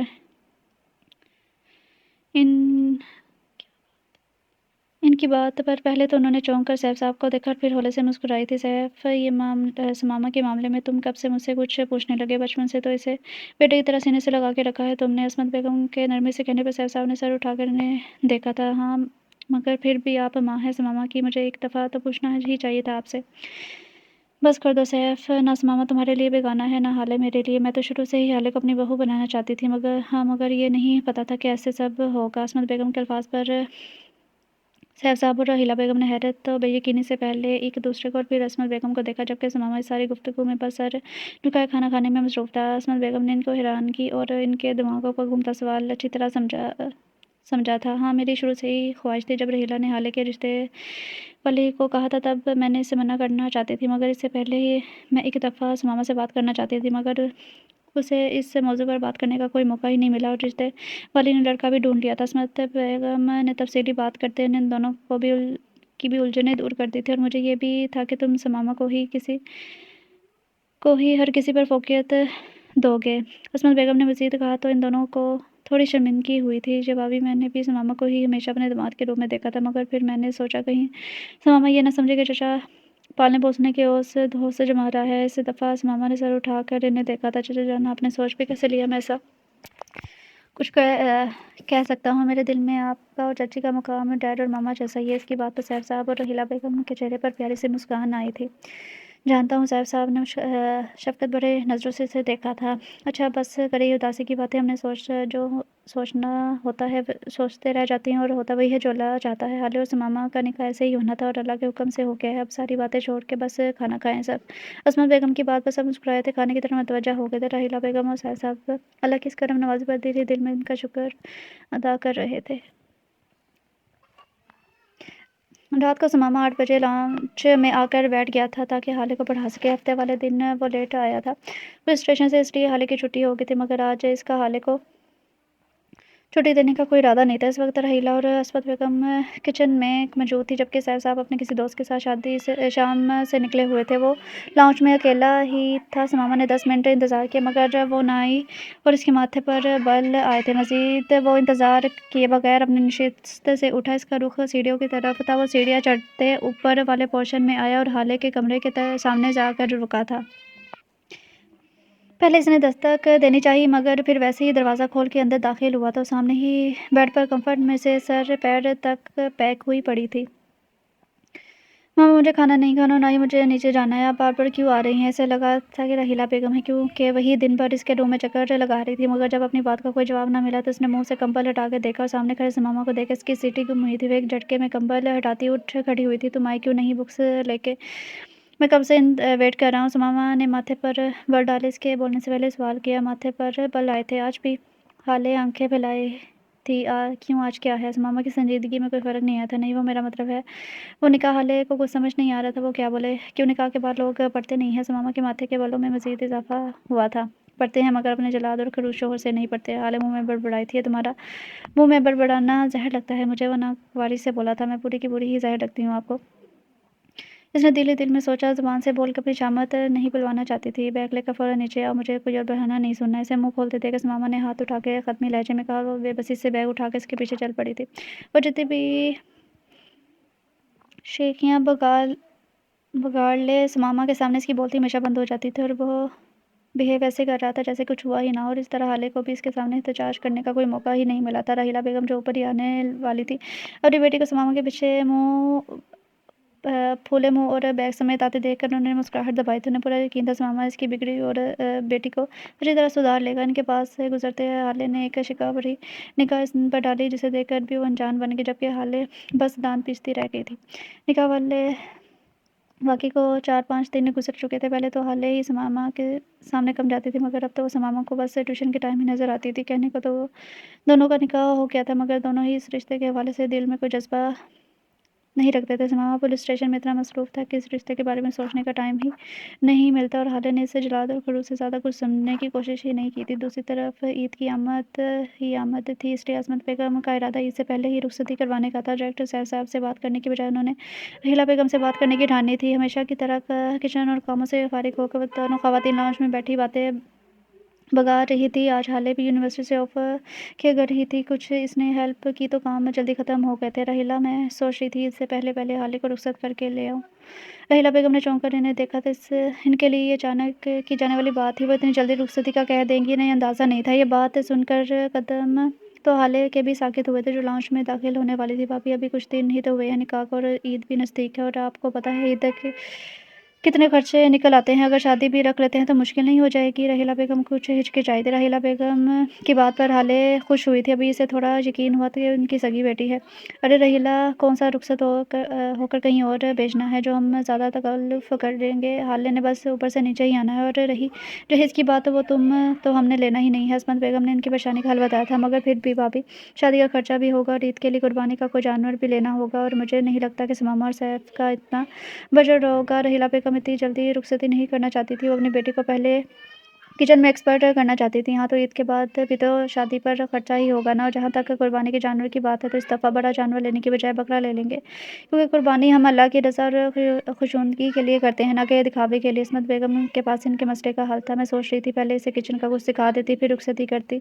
रहीला बेगम ने झिझकते हुए असल बात बता ही दी थी। जिसे सुनकर असमत बेगम ने माथे पर हल्का सा हाथ मारा, जबकि हाले ने दांत पीसे थे। एक तो मामा को किचन के सिवा कुछ नज़र ही नहीं आता। हमेशा की तरह वो बड़बड़ाई थी। रहीला, अब गैरों वाली बातें तो ना करो। मैं इतनी ज़ालिम भी नहीं हूँ कि तुम हर तरह से तसल्ली करके इसे नीचे वाले पोर्शन में भेजना चाहती हो। तुम भी यही हो, मैं भी। मिलके इसे शादी के बाद सब कुछ सिखा देंगे। रहीला बेगम इनके खलूस की दिल से मुतरफ़ हुई थी। तुम पहले सैफ से मशवरा कर लो, फिर जो भी बात हो बता देना। दोनों इसी तरह कर लूँगे। मैं भी, उन्होंने कहा तो रहीला बेगम ने सर हिला दिया। अच्छा चलो, मैं ज़रा पड़ोसे होकर आती हूँ। काफ़ी दिन हो गए, चक्कर नहीं लगाया। असमत बेगम इन्हें बताते हुए लाउंज के दरवाजे की तरफ बढ़ी थी। इन्हें आता देखकर हाले तेज़ी से दरवाजे की काउंटर में हुई थी। इनके जाने के बाद वो लाउंज में दाखिल हुई थी। मैं बता रही हूँ मामा, ये अचानक वाला निकाह तो मैंने कर लिया, अचानक वाली रुखसती नहीं करूँगी। रुखसती तो मेरी पढ़ाई मुकम्मल होने के बाद ही होगी। इसकी ऊँची आवाज़ पर रहीला बेगम नागवारी से इसे देखा था। आज तो बोला, और तुम्हें शर्म नहीं आती? दूसरों की बातें छुप कर सुनते हुए रहीला बेगम ने इसे आंखें दिखाई थी। आप इसे छोड़े मामा, मैं बता रही हूँ, मैंने रुखसती नहीं करवानी अभी। इनकी बात नज़रअंदाज करते हाले ने अपनी बात पर जोर दिया था। तुमसे पूछ कौन रहा है? और ये फालतू की बातें छोड़ो और कुछ किचन पर भी ध्यान दो। अगर किस्मत से सास अच्छी मिल गई है तो इसका मतलब ये नहीं है कि तुम हाथ पे हाथ धरे बैठी रहो। रहीला बेगम ने इसे झिड़कते हुए कहा। हाले ने आंखें और मुंह खोलकर इन्हें देखा था और अपनी ऊँट पर हरकतें भी दुरुस्त कर लो। शुक्र करो तुम्हारी हरकतें जानते हुए भी बच्चे ने हाँ कर दी शादी निकाह के लिए, वरना मुझे जाने कितनी टकरें मारनी पड़ती तुम्हारे रिश्ते के लिए। रहीला बेगम इसके मुंह खोलने पर चोट कर की, जबकि इसकी आखिरी बात पर तो हाले बिलबिला कर ही रह गई थी। आप पिछले बच्चे को भी शुक्र अदा करना चाहिए कि बैठे बैठे बीवी मिल गई, वरना इस करेरे खरूस से जलाद और नकचढ़े को अपनी बेटी किसने देनी थी? हर कोई मेरे माँ बाप की तरह थोड़ी होता है। हाले ने भी इसकी शान में कर सीधा पड़ते हिसाब बराबर किया था। बकवास मत करो। रहीला बेगम ने इसे घूंटी से नवाजते हुए कहा तो पैर पर रखते वहाँ से वॉक आउट कर गई थी। इसके जाते ही रहीला बेगम ने भी सर चटकते टीवी ऑन कर लिया था। रहीला बेगम ने रात को असमत बेगम की सारी बात सैफ साहब के गोश ज़ाहिर दे दी थी। वो भी असमत बेगम की बातों से मुतफिक थे। यूँ 10 दिनों बाद रुखसती की डेट फाइनल कर दी गई और इससे 10 दिन बाद बकरा ईद थी। ये खबर सुन के मामा का रिएक्शन नॉर्मल था, मगर हाले ने सदाई एहतजाज बुलंद की थी, जिस पर हमेशा की तरह किसी ने कान नहीं धरे थे। मुझसे इस घर में सबसे तेलो वाला सलूक करते इस जलाद ने कहा निकाह करना है तो किसी ने कोई सवाल के बगैर निकाह करते, और अब मैं कह रही हूँ मुझे रुखसती नहीं करनी तो कोई सुन नहीं रहा। अपने कमरे में इधर उधर मार्च करते हाल मुसलसल बड़बड़ा रही थी। मैं कौन सा शादी से इनकार कर रही हूँ, बस कुछ अर्सा इस देव की कैद से रिहाई चाह रही हूँ, मगर भला हो मेरे माँ बाप का जो मुझे इस देव की कैद में बेच के ही छोड़ेंगे। इसने आंखें और दोनों हाथों की मुठ्ठियाँ जोर से बंद करते अपनी बेबसी का इजहार किया था। अगर ये बात इस देव से कह दो तो कैसा रहेगा? एकदम से इसके दिमाग की बत्ती जली तो उसने आंखें खोली थी, मगर इस देव से बात कौन करे? एक और सवाल इसके सामने खड़ा हुआ था जिसने इसके एक्साइटमेंट के गुब्बारे से हवा निकाल दी थी। अब तो मैं इनकी बीवी हूँ और इनसे बिल्कुल भी नहीं डरती। कुछ लम्हे बाद इसने खुद का मजबूत ज़ाहिर किया। ये अलग बात थी कि दिमाग इस बात की शिद्दत से नफ़ी कर रहा था, मगर इसने शेर की चाल में हाथ डालने का इरादा कर लिया था। हाल ने एक निगाह घड़ी पर डाली। इसके आने का वक्त हो चुका था। एक गहरी सांस भरते हुए उसने खुद को पुरसकून करते हुए नीचे वाले पोर्शन में आई थी। समामा के कमरे की तरफ बढ़ने से पहले इसने ارد گرد کا جائزہ لیا مگر اسے کہیں کوئی نظر نہ آیا۔ کسی کو نہ پا کر وہ سماما کے کمرے کی طرف بڑھی تھی۔ اس دن میرے روم میں نوک کیے بغیر آیا تھا روز، آج میں بھی نوک کے بغیر ہی جاؤں گی۔ اس کے کمرے کے دروازے پر پہنچتے اس نے دستک دینی چاہی مگر اچانک ہی اس کی انہا جاگی تھی جس کے زیر اثر وہ نوک کیے بغیر دھڑلے سے سماما کے روم میں داخل ہوئی، مگر روم میں پہنچتے اسے شرمندگی کا سامنا کرنا پڑا۔ سماما بغیر شرٹ کی یونیفارم کی پینٹ زیر تن کی کبرٹ کے سامنے کھڑا اپنے کپڑے نکال رہا تھا۔ وہ شاید ابھی ہی گھر آیا تھا اور اب شاور لینے جا رہا تھا۔ کھڑکی آواز پر اس نے کمرے کے دروازے کی طرف دیکھا جہاں حالے کبوتر کی طرح آنکھیں میچے کھڑی تھی۔ اسے دیکھ کر ماما کے ماتھے پر ہمیشہ کی طرح بل آئے تھے۔ حالے نور، تم نے کب سیکھنے ہیں مینرز؟ اس کی بات پر حالے کی شرمندگی پل میں اڑن چھو ہوئی تھی۔ اس نے جھٹکے سے آنکھیں کھولی تھی۔ اپنی دفعہ مینرز کہاں جاتے ہیں؟ ابھی کچھ دن پہلے ہی آپ میرے روم میں بغیر نوک کیے تھے، حالے نے ترک کر کہا تو سماما کے لبوں پر ہلکی سی مسکراہٹ آئی تھی جسے وہ اس کی نظروں میں آنے سے پہلے ہی چھپا گیا تھا۔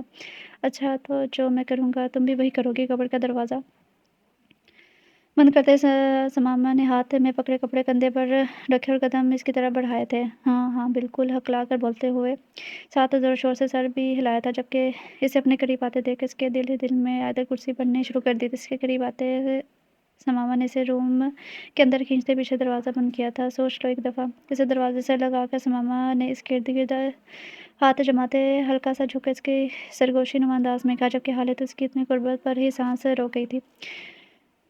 دیکھیے، آپ اس طرح میری آواز کو دبا نہیں سکتے۔ حالے نے اپنے لہجے کی لڑکھڑاہٹ پر قابو پاتے خود کو مضبوط بناتے سے وارننگ دی تھی۔ اچھا، ایسے تو نہیں تو کیسے دبا سکتا ہوں؟ اس کے چہرے پر نظریں جمائے سماما نے سوال کیا جس پر حالے نے بے بسی سے دیکھا تھا۔ مجھے کنفیوز کر رہے ہیں؟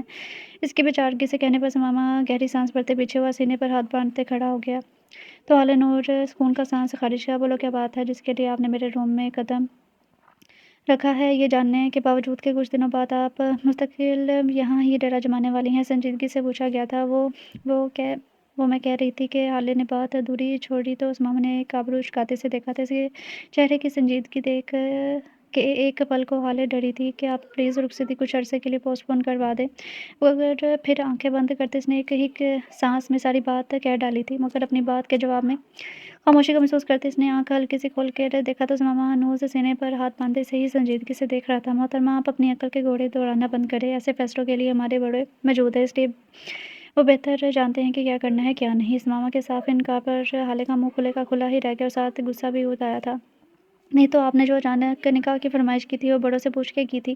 وہ دونوں ہاتھ کمر پر جمائے آنکھیں چھوٹے کیے سماما کو دیکھتے غصے سے کہا۔ غصے سے اس کی آواز تھوڑی اونچی ہو گئی تھی۔ لگتا ہے تمیز بھولتی جا رہی ہے تم۔ سماما کی سرد آواز پر وہ ایک پل کو گڑبڑا گئی تھی۔ ہاں، آپ لوگ اپنی مرضیاں کرتے جاؤ، میں بدتمیزی بھی نہیں کر سکتی۔ حالے نے منہ پھلایا تھا۔ محترمہ، ہوگا وہی جو چچا جان چاہیں گے، اس لیے اپنا خون جلانے کی بجائے شادی کی تیاریاں شروع کرو۔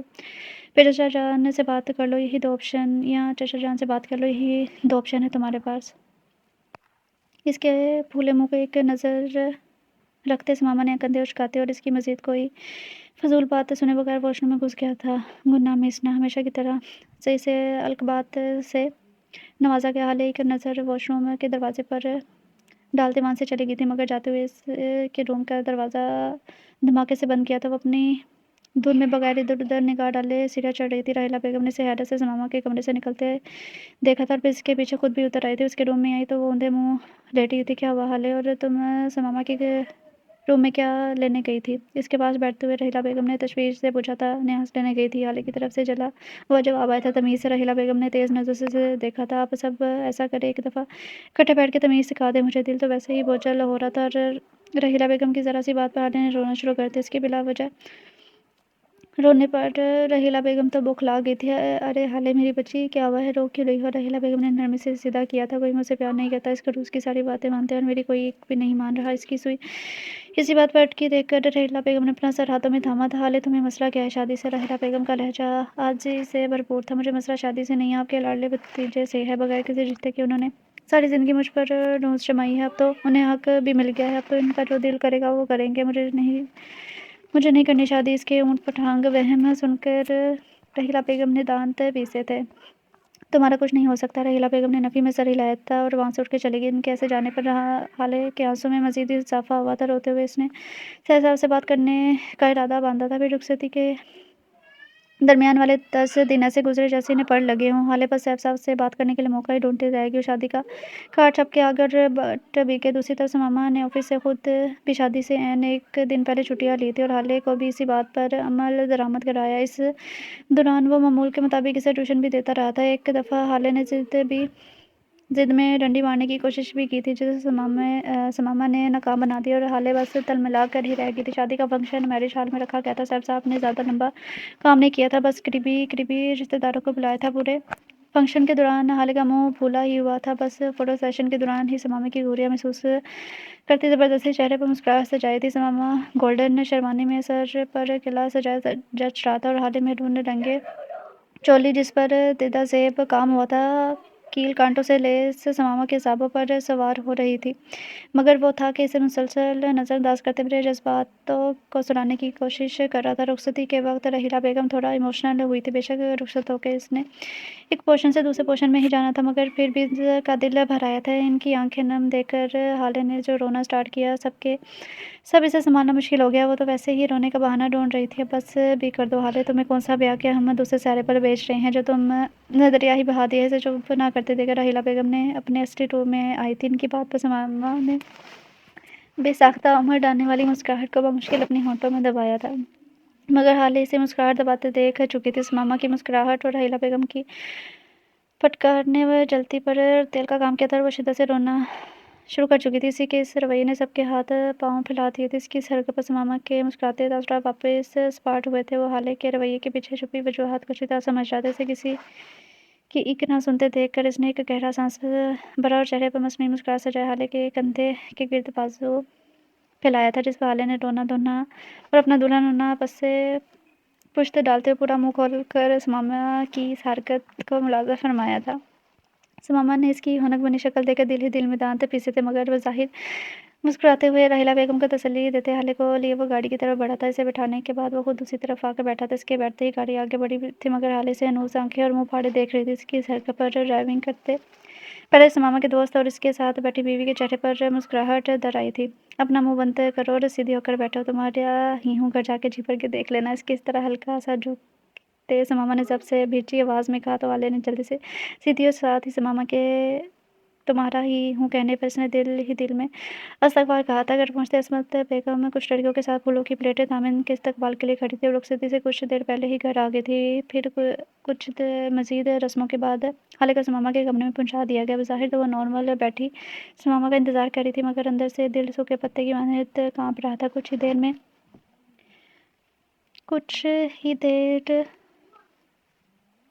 देर में समामा कमरे में दाखिल हुआ तो हाले की हाथ में पकड़े क्लच पर गिरफ्त मजबूत हुई थी। वह कमरा लॉक करते इसकी तरफ बढ़ा जो घूंघट निकाले बैठी हुई थी। ये तुम आज क्या सारा दिन बेवकूफ़ियाँ करती रही हो? तुम्हारे रिएक्शन से तो लोग यही समझे होंगे ना कि ये शादी गन पॉइंट पर की जा रही है। हाले को इससे कोई अच्छी उम्मीदें तो थी ही नहीं, मगर फिर भी इसकी ये बातें सुनकर इसका फिशारे खून बुलंद हुआ और इसने एक झटके से घूंघट उल्टा दिया। इसे देखकर एक पल के लिए समामा का दिल धड़का था, मगर अपने दिल को नज़रअंदाज करते इसने चेहरे पर सख्त तासुरात ही सजाए रखे थे। और आपका अपने बारे में क्या ख्याल है? कोई अपनी नई नवेली दुल्हन के साथ ऐसी बातें भी करता है? लोग अपनी दुल्हनों की शान में कसीदे पढ़ते हैं, इनकी तारीफ़ें करते हैं, और एक आप हैं, आप आज भी जली कटी सुनाकर मेरा दिल जला रहे हैं। गुस्से में वो जो मुंह में आया था बोलती जा रही थी। इसके अंदाज़ पर समामा ने सताइशी अंदाज़ में आबरू उचकाया था। मैं तो तैयार हूँ तारीफ़ करने के लिए, तुम अपना बताओ, बर्दाश्त कर लोगी? दोनों हाथ इसके तरफ टकाते हल्का सा इसकी तरफ झुके समामा ने गंभीर लहजे में कहा तो हाले की लम्हों में बत्ती गुल हुई थी। बस हो गई हवा टाइट, इसकी लरजती पलकों पर नजरें जमाए सरगोशी में कहा गया, और हालांकि पहले ही दिल में उद्यम मचाती धड़कनें मज़ीद तेज़ हुई थी और ज़बान तो जैसे तालों से चिपक गई थी। इसे कुछ पल यूं ही देखने के बाद समामा गहरी सांस भरते पीछे हुआ था। देखा नहीं बर्दाश्त कर पाओगी, इसलिए इस तारीफ को किसी अच्छे वक्त के लिए उठा कर रखो, समामा ने कहा, मगर हाले ने ज़बान खोलना तो दूर की बात, से नज़र उठा कभी देखा नहीं था। मैं जानता हूँ ये सब कुछ अचानक हुआ है, ना तुम कुछ कबूल कर पा रही हो ना मैं, इसलिए मेरे ख्याल में हमें इस रिश्ते और ख़ुद को थोड़ी स्पेस से देनी चाहिए ताकि हम आसानी से एडजस्ट हो सके। इसकी बातों के दौरान हाले बस हाथों को ही घूरती रही थी। जब एडजस्ट हो जाओगी तो तारीफ़ भी कर दिया करूँगा, समामा ने कहते हुए मुस्कुराहट दबाई तो हाले ने सर उठा के इसे खा जाने वाली नज़रों से देखा था कि मुझे घूरना बंद करो, राज बारात वलीमा इकट्ठा ही हो गए हैं, तो बस कल का दिन रेस्ट करो, थकन उतारो और परसों से यूनिवर्सिटी जाना स्टार्ट करो। वैसे भी ईद की छुट्टियाँ बस होने ही वाली हैं, तो इतने दिन यूनिवर्सिटी ना जाके हमें वक्त क्यों ज़ाया करना। मामा अपनी बात ख़त्म करके उठकर खड़ा हुआ था, जबकि इसकी बातों पर हाले का मुंह एक दफ़ा फिर खुल गया था। ये तो हाँ, ये तुम्हारी मुंह दिखाए वो याद आने पर पलटा और जेब से एक केस निकालते हुए हाले की तरफ बढ़ाया था। इसके तासुरात देखकर मामा का दिल कहकर लगाने को चाहा, मगर अपने चेहरे पर संजीदगी का लिबादा ओढ़े ही केस इसकी तरफ बढ़ाया और ख़ुद कपड़ से कपड़े निकालते वॉशरूम में चला गया। सारा मूड ख़राब करके ये लो तुम्हारी मुंह दिखाई। हाले ने इसकी नकल उतारी और बेदिली से केस खोला, जिसमें खूबसूरत गोल्डन ब्रेसलेट जगमगा रहा था। इस पर बस एक नज़र डालते ही हाले ने केस बंद करके साइड टेबल पर रखते और खुद ड्रेसिंग टेबल के सामने खड़ी हो गई। मामा के चेंज करके आने तक वो ज्वेलरी वगैरह उतार चुकी थी। इसके वॉशरूम से बाहर आते ही इस पर एक निगाह डाले बगैर वो अपने कपड़े निकालते जो सुबह ही रहीला बेगम सेट करके गई थी वॉशरूम में घुस गई। मामा इसकी पुश्त पर एक गहरी नज़र डालते इसने बालों में ब्रश किया और बेड पर जाकर लेट गया। हाले चेंज करके कमरे की लाइट्स ऑफ करके झिझकते हुए दूसरी साइड पर आकर लेट गई थी। दोनों ही अपनी सोचों में डूबे दिन के वादियों में उतर चुके थे। रात का न जाने कौन सा पहर था कि हाले की आँख अजीब सी आवाज़ से खुली थी। उसने ना समझी से देखा, मगर जो ही इसका जहन बेदार हुआ तो उसे समझ आई कि वो मामे के पर बनाने की आवाज़ थी। हाले ने उलझते हुए अपनी साइड का लैंप ऑन किया था, फिर इसकी साइड झुकते दूसरा लैंप भी ऑन किया, जिससे रूम में काफ़ी रोशनी हो गई थी। इस रोशनी में हाले ने मामा को देखा, जो शर्टलेस पसीने में सर इधर उधर झटक रहा था, साथ ही कुछ बड़बड़ा रहा था। हाले इसके होंठों के पास अपना कान करते सुनने लगी। वो क्या कह रहा है? डैड डैडा मुझे छोड़ कर मत जाए। इसके अल्फाज मुश्किल सुनते हाले ने हमदर्दी और फिक्र के मिले जुले तासुरात लिए से देखा था, जिसकी आंखों से अब आंसू भी निकल रहे थे। इस मगरूर अकरू को यूं देखकर न जाने इसके दिल को क्यों बुरा लगा। उसने मामा के कंधे पर हाथ रख के इसे झंझोड़ के ख्वाब से निकालना चाहा था। मामा से पूरी कुव्वत से झंझोड़ते हाले ने इसका नाम पुकारा था, जिसका खातिर ख्वासर भी हुआ। मामा बड़बड़ाना बंद हुआ, साथ ही आसगी से इसने आंखें खोली थी। हाले को हमेशा इन आंखों में रौब और गुस्सा देखने की आदत थी, और अब इन आंखों में आंसू हाले को बहुत बुरे लगे थे। मामा को कोई लम्हे गायब दिमागी से हाले को देखता रहा था। क्या आप ठीक है ना? इसे एकटक अपनी तरफ देखता पाकर हाले सवाल किया तो मामा चौंक गए और शाऊर की दुनिया में आया था और अपने करीब झुकी हाले की तशवीश बड़ी नजरों से अपनी निगाहें चुराई थी। हाँ मैं ठीक हूँ, तुम सो जाओ। मामा ने अपने चेहरे पर हाथ फेरते मुखालिफ सिमत करवट ली और इंतहाई रूखे लहजे में जवाब दिया। अपना आप हाले के सामने यहाँ होने पर शर्मिंदगी का शिकार हो रहा था। मामा मैं आपकी लाइफ पार्टनर हूँ, जो भी है आप शेयर कर सकते हैं मुझसे। इसके कंधे पर हाथ रखते हाले न जाने किस जज्बे के जरिए असर बोल गई थी। इस की बात पर मामा चौंका था। वो ठीक ही तो कह रही थी, मगर वो अपना आप इतनी जल्दी इस पर यह नहीं करना चाह रहा था, इसलिए वो हाले को चुप करवाना चाहता था। जानता था वो ऐसे ही चुप नहीं करेगी। मामा गहरा सांस भरते सीधा हुआ और हाले को अपने ऊपर झुकाते एक छोटी सी शरारत कर गया। हाले इस अचानक हुई अफ्तात पर सुन रह गई थी। फ़िलहाल मैं कोई बात नहीं करना चाहता, इसलिए अगर आपको अपनी खैरियत मतलूब है तो चुप करके सो जाए, वरना इसके कान में सरगोशी करते मामा ने दांस्ता अपनी बात अधूरी छोड़ी थी और इसके गिर्द अपनी गिरफ्त भी ढीली की थी। इसकी अधूरी बात का मतलब समझते हाले तेजी से अपनी साइड पर आते ब्लैंकेट में छुप गए थे। इसकी फुर्तियों पर मामा के लबों पर भूली से भरी बसरी मुस्कान आई थी, जिसे छुपाने की बजाय वो दोनों साइड से लैंप ऑफ करते खुद भी आंखें मूंद गया था। बदतमीज बेशरम बेहुदा। दूसरी तरफ हाले ने धड़कते दिल के साथ इसे दिए गए अलकबात में इजाफा किया था और अपनी हमदर्दी पर खुद को जी भर के कोसा था। इस रात के बाद हाले से नज़र चुरा रही थी, जबकि मामा नॉर्मल था। अपने कहे के मुताबिक शादी के तीसरे रोज़ ही हाले ने यूनिवर्सिटी और मामा ने पुलिस स्टेशन जाना शुरू कर दिया था। असमत बेगम ने करने की कोशिश की थी, मगर मामा ने इन्हें राज़ी कर लिया था और राहिला बेगम ने भी इसे किचन में घसीट लिया था। यूँ आधा दिन यूनिवर्सिटी में गुजारती, आधा किचन में राहिला बेगम के साथ, और 8 बजे के लाजमी बुक्स लेकर इसे मामा साहब की सर्विस हासिल करनी होती थी। शादी से 2-3 दिन बाद मामा साहब बकरे भी ले आए थे। अगर हाले का दिमाग ज़्यादा ख़राब होता तो वो इन बकरों के पास आके अपने दुख सुख कर लेती, जो कि गेट के साथ बंधे हुए थे। आज 9 ज़िलहज थी और कल ईद थी। राहिला और असमत बेगम किचन में काम कर रही थी और हाले ने कल के लिए सबके कपड़े प्रेस किए थे। सब के कपड़े इनके कमरों में पहुंचाने के बाद वो अपने और उस मामा के कपड़े लिए अपने कमरे में आई थी, जहां वो आज भी लैपटॉप पर जाने को उसे खजाने ढूंढ रहा था। ईद की शॉपिंग के लिए भी असमत बेगम के 10 दफ़ा कहने पर उसे लेकर गया था। हाले ने इनकार करना चाहा, अभी तो शादी हुई थी और बड़ी के कपड़े सारे नए थे, मगर असमत बेगम का कहना था ये इसकी शादी के बाद पहली ईद है, तो उस मामा को लाजमी से शॉपिंग करवानी चाहिए। इसे यूँ लैपटॉप के साथ लगे देखकर हाले का दबा गुस्सा फिर से कूद आया था। न जाने क्यों उसका ये आम सा रवैये से चिपट के खटक रहा था। इसका दिल भर जा रहा था। की आवाज़ पर मामा ने बस एक नज़र से देखा, फिर से लैपटॉप पर झुक गया था। खुद को यूँ नज़रअंदाज किए जाने पर हालिया ने अपना सारा गुस्सा कबर्ड के दरवाजे पर निकाला और इसे नहाते जारहाना अंदाज में खोला और कपड़े हैंग किए थे। आज कहाँ गुम हो? कब से बैठा तुम्हारा वेट कर रहा हूँ, मगर तुम हो के किताबें समेट गायब हो। वो जो इसकी पहली बात पर खुश हुई थी, इसकी अगली बात पर इसके साहब बताने थे। आपकी तलाक की अर्ज़ा की कलीद है, बस इसी की तैयारी में मसरूफ़। इसके खफा खफा लहजे को महसूस करते मामा के लबों पर मुस्कुराहट चमकी थी। जब से हाल इसकी लाइफ में आई थी, उसे ना चाहते हुए भी मुस्कुराने पर मजबूर कर रही थी और मामा को अपनी तब्दीली अच्छी लगी थी। पता नहीं कौन से शौहर होते हैं जो अपनी बीवियों की तारीफ़ों में कसीदे पढ़ते हैं। एक मुझे मिला है नमूना, जिसका रोज़पन ही ख़त्म नहीं हो रहा और पढ़ाई के अलावा ऐसे कुछ सोचता ही नहीं है। बेमकसद अलमारी में कपड़े इधर से उधर कर आते वो बड़बड़ा रही थी। कुछ कहा तो हमने इसका बड़बड़ाना महसूस करते मामा ने पूछा। नहीं, शायद आपके कान बचे हैं, दांत पीस कर कहते हाले ने कबर्ड का दरवाज़ा बंद किया और कमरे से निकल गई। कमरे से निकलकर वो सीधा किचन में आई थी, जहाँ रीला बेगम और असमत बेगम लगी हुई थी। वो खामोशी से आगे रखे स्टूल पर को खींचकर खामोशी से बैठ गई थी। नहीं, किचन में आ ही गई है तो कोई माँ और ताई की मदद ही करवा दो। आके बैठ गई है महारानी बन के। राहिला बेगम ने ये बात गलत वक्त पर कही थी। हाले जिसका दिल पहले ही जल रहा था मजीद जल था। अब सास दामाद एक टाइम टेबल सेट करके मुझे दे दे, ताकि मुझे अच्छी तरह याद रहे कि मुझे कब क्या करना है। चल के कहते हैं। हाले तन फन करती किचन से भी निकल गई। पीछे वो दोनों खवातीन खड़ी इसकी पुश्त को हैरत से ही देखती रह गई थी। वो बाहर आई तो इस लाउंज में सैफ साहब बैठे मिल गए थे। उनके साथ आकर बैठे और कंधे पर सर रख लिया था। क्या हुआ मेरे बच्चे को? सैफ साहब ने इसके सर पर हाथ रखकर मुस्कुरा कर पूछा। मामा हमेशा मुझे डांटती रहती हैं। इसने मुँह बजोड़ कर रहीला बेगम की शिकायत लगाई थी। अब मुँह फाड़ के ये तो नहीं कह सकती थी ना कि आपके दामाद ने दिमाग ख़राब किया हुआ है। मैं पूछता हूँ तुम्हारी मामा को क्यों डांटती हैं वो मेरी बेटी को? अब तो इसकी शादी भी हो गई है। सैफ साहब ने मसनूई गुस्से से कहा तो मुस्कुराई थी। फिर वो कुछ देर बैठी इनकी साथ बातें करती रही और मामा के वहाँ आने पर उठ के बाहर बकरे के पास आ गई। मामा जो इसी के लिए बाहर आया थे, से यूँ उठ कर बाहर जाते देख इसके माथे पर बल आए थे।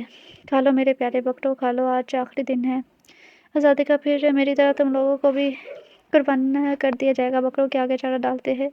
हालिद ने इनसे हमदर्दी का इजहार किया था, जिसके जवाब में इन्होंने भी मैं किया था। अरे हाँ ना, सच में तुम लोग कुर्बानी के बकरे हो, जबकि मैं कुर्बानी की बकरी हूँ। तुम्हें अल्लाह की राह में कुर्बान न किया जाना था और मुझे एक खरूस के आगे कुर्बान कर दिया गया। हालिद इनसे बातें ऐसे कर रही थी जैसे इन्हें सारी बातें समझ आ रही हों। माना मैं इस खरूस से शादी नहीं करना चाहती, मगर अब हो गई है तो क्या कर सकती हूँ। बदकिस्मती से अब मैं इनकी बीवी हूँ। अगर तो वो ऐसे ट्रीट करते हैं मुझे, तो ऐसे वो ट्रीट करते हैं जैसे मैं इनके सामने कि कोई पेशा वराना मुजरिम हो। अपनी ही सुनाने में मसरूफ़ थी। इसे पता भी नहीं चला कि समामा दबे पाँव आते इसके पीछे खड़ा इसकी बातें सुन रहा था। पहले मैं समझती थी कि वो जानबूझकर सरा मुँह बनाकर फिरते रहते हैं, मगर अब मुझे पता चला उन्होंने तायाबू की मौत को अभी तक कबूल ही नहीं किया। चलो, पहले तो बात और थी, मगर अब मैं इनकी बीवी हूँ। वो चाहें तो मुझसे शेयर कर सकते हैं, अपने दिल का बोझ हल्का कर सकते हैं, मगर वो तो मुझे किसी खाते में ही नहीं लाते। अपनी बात के एहतमाम पर इसने मुँह बसोड़ा था।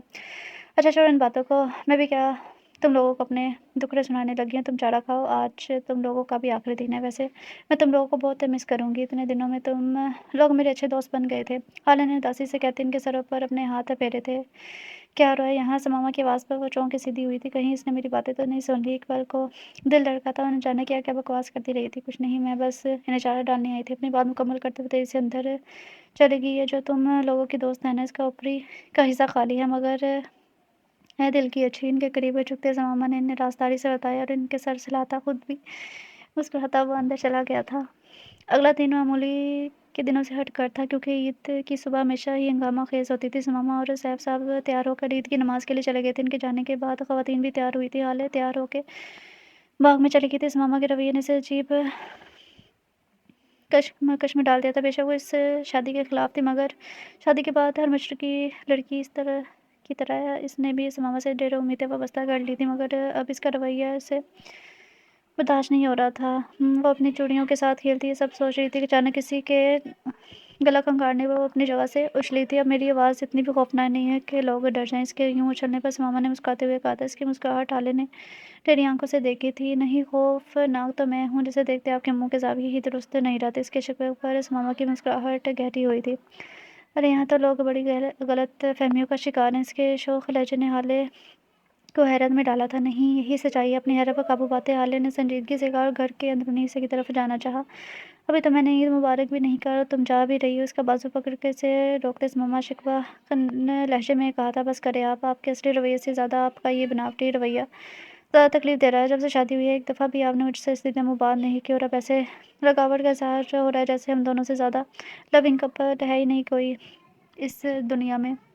حالے اپنا ضبط کھوتی چاہی اس کی باتوں پر سماما بھی پل میں سنجیدہ ہوا تھا۔ جب ڈیڈ کی وفات ہوئی تب تم اتنی چھوٹی بھی نہیں تھی، اتنا تو تمہیں یاد ہوگا کہ میں ان سے کتنا اٹیچ تھا، ایون کہ کھانا بھی ان کے بغیر نہیں کھاتا تھا۔ ان کے اچانک موت نے میرے حواس سلپ کر دیے تھے۔ میرے لیے اس بات پر یقین کرنا مشکل ہو رہا تھا کہ اب وہ اس دنیا میں نہیں ہے، میں ان کا چہرہ کبھی نہیں دیکھ سکوں گا۔ اپنے چہرے میں اپنے ہاتھ میں پکڑے حالے کے ہاتھ پر نگاہیں جماتے سماما نے ہولے سے اپنی ذات کے پرت اس کے سامنے کھولنے شروع کیے تھے۔ حالے بھی ساری باتیں بھولے سے سن رہی تھی۔ ان سب سوچوں نے مل کے مجھے چڑچڑا بنا دیا۔ میں آہستہ آہستہ آتم بیزار ہونے لگا۔ کسی بچے کو اس کے باپ کے سامنے ہنستے مسکراتے دیکھتا تو میرے اندر آگ لگ جاتی۔ تمہارے ساتھ بھی میں اس لیے ٹوٹ ہو جاتا، اور میرے اندر سوال جاگتا کہ میرے ساتھ ایسا کیوں ہوا؟ باقی بچے بھی تو اپنے ماں باپ کے ساتھ ہیں، میرے ساتھ یہ اس باپ کیوں نہیں ہے؟ انسان ہونا اور جو انسان بس یہ یاد رکھتا ہے کہ اس سے کیا چھینا گیا ہے، یہ نہیں دیکھتا کہ بدلے میں اسے کیا کچھ ملا بھی ہے۔ آخری ہلکی سی طنزیہ مسکراہٹ چمکی تھی اس کے ہونٹوں پر۔ اگر اللہ نے مجھے ڈرا کو چھینا تھا تو بدلے میں چچا جان کا دگنا پیار بھی دیا تھا۔ اگر چچا جان کے دل میں بھی جائیداد کا لالچ آ جاتا تو مجھ سے اچھا سلوک نہ کرتے تو میں نے کیا کر لینا تھا؟ ان سب باتوں کا شاید مجھے احساس نہ ہوتا اگر وہ واقعہ نہ ہوتا۔ وہ رکا تو حالے نے سوالے نگاہوں سے اسے دیکھا تھا، جس نے گہری سانس بھری اور دوبارہ بولنا شروع کیا تھا۔ ہمارے نکاح کے 1-2 دن بعد کی ہی بات ہے۔ میں پولیس اسٹیشن سے گھر واپس آ رہا تھا کہ میری گاڑی سے ایک عورت ٹکرائی۔ اس کے ساتھ 3-4 سال کا بچہ بھی تھا۔ چوٹ زیادہ نہیں لگی تھی مگر بے ہوش ہو گئی تھی تو مجھے انہیں ہاسپٹل لے جانا پڑا۔ ان کا حلیہ ان کی خستہ حالی کو بیان کر رہا تھا۔ میں نے کچھ پوچھنا مناسب نہ سمجھا مگر انہوں نے میرا یونیفارم دیکھ کر مجھ سے مدد کی اپیل کی۔ سماما کو وہ بڑے غور سے سن رہی تھی۔ ان کی شادی کو کچھ ہی عرصہ ہوا تھا اور ایک ہی بیٹا تھا۔ شوہر کی وفات ایک ایکسیڈنٹ میں ہو گئی تھی۔ شوہر کی جائیداد کافی تھی جسے ہتھیانے کے لیے وہ لوگ اس کی اور اس کے بیٹے کی جان کے پیچھے پڑے ہوئے تھے۔ تب میں نے اپنا محاسبہ کیا اور مجھے اس بات کا ادراک ہوا کہ میں کس قدر غلط تھا۔ اس کی آواز میں نمی گھلی تھی۔ اللہ کی اتنی نعمتوں اتنے فضل و کرم کے بعد بھی اسے نالا رہا، خود بھی اذیت میں رہا اور اپنے ساتھ اپنے پیاروں کو بھی اذیت میں رکھا۔ میں جانتا ہوں ماما کی خواہش ہے کہ میں دوبارہ پہلے جیسا ہو جاؤں، دوسروں کے ساتھ گلو ملوں، مگر وہ کہہ نہیں پاتی اور میں عمل نہیں کر پاتا۔ مگر تم سے نکاح کے بعد تمہاری حرکتیں مجھے مسکرانے پر مجبور کر دیتی ہیں۔ وہ مسکرایا تھا، کیوں؟ میں سرکس کی بندریاں ہوں جس کے کرتب دیکھ کر آپ کے دانت باہر نکل آتے ہیں، اور میں نے تو کبھی آپ کو مسکراتے ہوئے نہیں دیکھا، ہمیشہ جلے ککڑ ہی بنے رہتے ہیں۔ اس کی بات پر حالے تو تب ہی گئی تھی تمیز سے، اب تم زیادہ ہی فری ہو رہی ہے۔ اس کی بات پر بمشکل اپنی مسکراہٹ کو دباتے اس نے اپنے اصلی لہجے میں حالے کو کہا تھا، دیکھا آگے نہ اپنے اصلی روپ پر آپ کو بس میں ڈانٹنے کے لیے نظر آتی ہوں۔ عید والے دن بھی وہی تمیز کا راگ الاپ رہے ہیں آپ۔ اب تو مجھے اس لفظ سے پولیس سے ہی نفرت ہو گئی ہے۔ حالے کے دانت پیس کر کہنے پر سماما اس دفعہ اپنے قہقہے کو روک نہ سکا۔ حالے نے حیرت سے اسے ہنستے ہوئے دیکھا تھا، بس تمہارے یہی ایکسپریشن دیکھنے کے لیے تو میں جان بوجھ کر چڑھاتا ہوں۔ سماما نے ہولے سے اس کی ناک دبائی تھی۔ میں یہ نہیں کہوں گا کہ مجھے تم سے طوفانی قسم کا عشق ہو گیا ان چند دنوں میں، ہاں، مگر میں تمہاری طرف اٹریکٹ ضرور ہو رہا ہوں، مگر اس اٹریکشن کے عشق میں بدلے کے آثار پورے نظر آ رہے ہیں، کیونکہ جب لڑکی پیاری ہونے کے ساتھ ساتھ شرارتی بھی ہو تو پھر محبت نہیں عشق ہوا کرتا ہے۔ سماما کے مسکرا کر کہنے پر حالے نے شرما کے نظر جھکا لی تھی۔ اس کا ہاتھ نوز سے سماما کے ہاتھ میں تھا۔ خیر، تم بھی پہلے مجھ سے شادی کرنے پر راضی نہیں تھی، مگر اب میری توجہ کی خواہ ہو، خیریت؟ اس کی جھکی نظروں کو اپنی نظروں کے اظہار میں لیتے سماما نے سوال کیا تھا۔ بس آپ کے غصے اور پھروس پن کی وجہ سے آپ سے بھاگتی تھی، ورنہ میں بھی اندر سے مشرقی لڑکی ہوں جو نہ چاہتے ہوئے بھی اپنے شوہر سے امیدیں وابستہ کر لیتی ہے اور اس کی طرف کھینچی چلی جاتی ہے۔ اس کے دھیمے سے کہنے پر سماما کتنے لمحے سے دیکھتا رہا تھا۔ چھوڑو ان سب باتوں کو، آج عید قربانی ہے، آج سب جانور قربان کریں گے، جبکہ میں آج کے دن اپنا فضول کا غصہ اناج یہ سب قربان کرتا ہوں۔ عید مبارک۔ اپنے پسندیدہ سفید پھولوں کے پودے سے ایک پھول توڑتے ہوئے اس کی طرف بڑھایا تھا۔ آپ تو اپنی چیزیں کسی کے ساتھ شیئر نہیں کرتے؟ حالے نے ایک آبرو چکاتے پوچھا تھا۔ جب زندگی شیئر کر لی ہے تو پیچھے کیا رہ گیا؟ سماما کے جواب نے اسے مسکرانے پر مجبور کیا تھا۔ اگر یہ بات ہے تو میں بھی وعدہ کرتی ہوں اپنے سارے آلسی پن، سستی اور کام چوری قربان کرتی ہوں۔ آپ کے سارے کام اور ماما کے سارے کام خوش دلی سے کروں گی۔ خیر مبارک۔ حالے نے اس کے ہاتھ سے پھول پکڑتے اسی کے انداز میں کہا تو سماما ہنس پڑا تھا۔ چلو اب اندر، چچا جان انتظار کر رہے ہوں گے، تمہارے دوستوں کو قربان کرنے کے لیے، کسائی کو بھی لانا ہے۔ جب سب کچھ کلیئر ہو گیا تو ماما نے کہتی اپنے قدم آگے بڑھاتی اور حالے بھی اس کے ہم قدم ہوئی تھی۔ وہ یوں ہی باتیں کرتے ہوئے وہاں آئے تو گھر کے باقی تینوں نفوذ نے انہیں حیرت سے دیکھا تھا، کیونکہ شادی کے بعد سے آج وہ پہلی بار نارمل کپل کی طرح دکھے تھے۔ اسی طرح گھر والوں کے لیے حیران ہونا تو بنتا تھا۔ خیر آج یہ مشرق اور مغرب اکٹھے کیسے؟ سوال پوچھنے والی عصمت بیگم تھی۔ ان دونوں نے جواب دینے کی بجائے ایک دوسرے کو دیکھا اور ہنس پڑے تھے۔ ماما کو ہنستے دیکھ ان تینوں کی حیرت پر اضافہ ہوا تھا، کیونکہ اب مشکل مسکرانے والا بندہ آج ہنس رہا تھا، مگر سب کو یہ تبدیلی بہت اچھی لگی تھی۔ تینوں نے دل میں ماشاء اللہ کہا تھا، جبکہ ان کے چہروں پر حیرت اور خوشی دیکھتے ماما کا دل سرشار ہوا تھا، ساتھ ہی افسوس بھی ہوا کہ اس نے ابھی اپنی بے بنیاد سوچوں کی وجہ سے ان سب لوگوں کو ان خوشی سے محروم رکھا تھا، مگر اس نے دل میں مصم باندھا کہ اپنے اب تک کے رویے کا ازالہ انہیں ہر خوشی دے کر کرے گا، اور ان سب کے لیے سب سے بڑی خوشی تو اپنے بچوں کی خوشیاں تھی۔ یہ دنیا ہے، یہاں کسی کی بھی زندگی پھولوں کی سیج نہیں ہوتی، ہر کوئی اپنی اپنی جگہ اپنی زندگی کی جنگ لڑ رہا ہے۔ اس لیے ہمیں چاہیے کہ اپنے حصے کی جنگیں لڑیں، نہ کہ ہر بات کا الزام قسمت پر ڈال کر اسے کوستے رہیں، کیونکہ اگر اللہ کچھ لیتا ہے تو بدلے میں کچھ دیتا بھی ہے۔ اب یہ انسان پر منحصر کرتا ہے کہ وہ اس بدلے کو پہچانتا ہے یا نہیں، یا ناشکری ہی کرتا ہے۔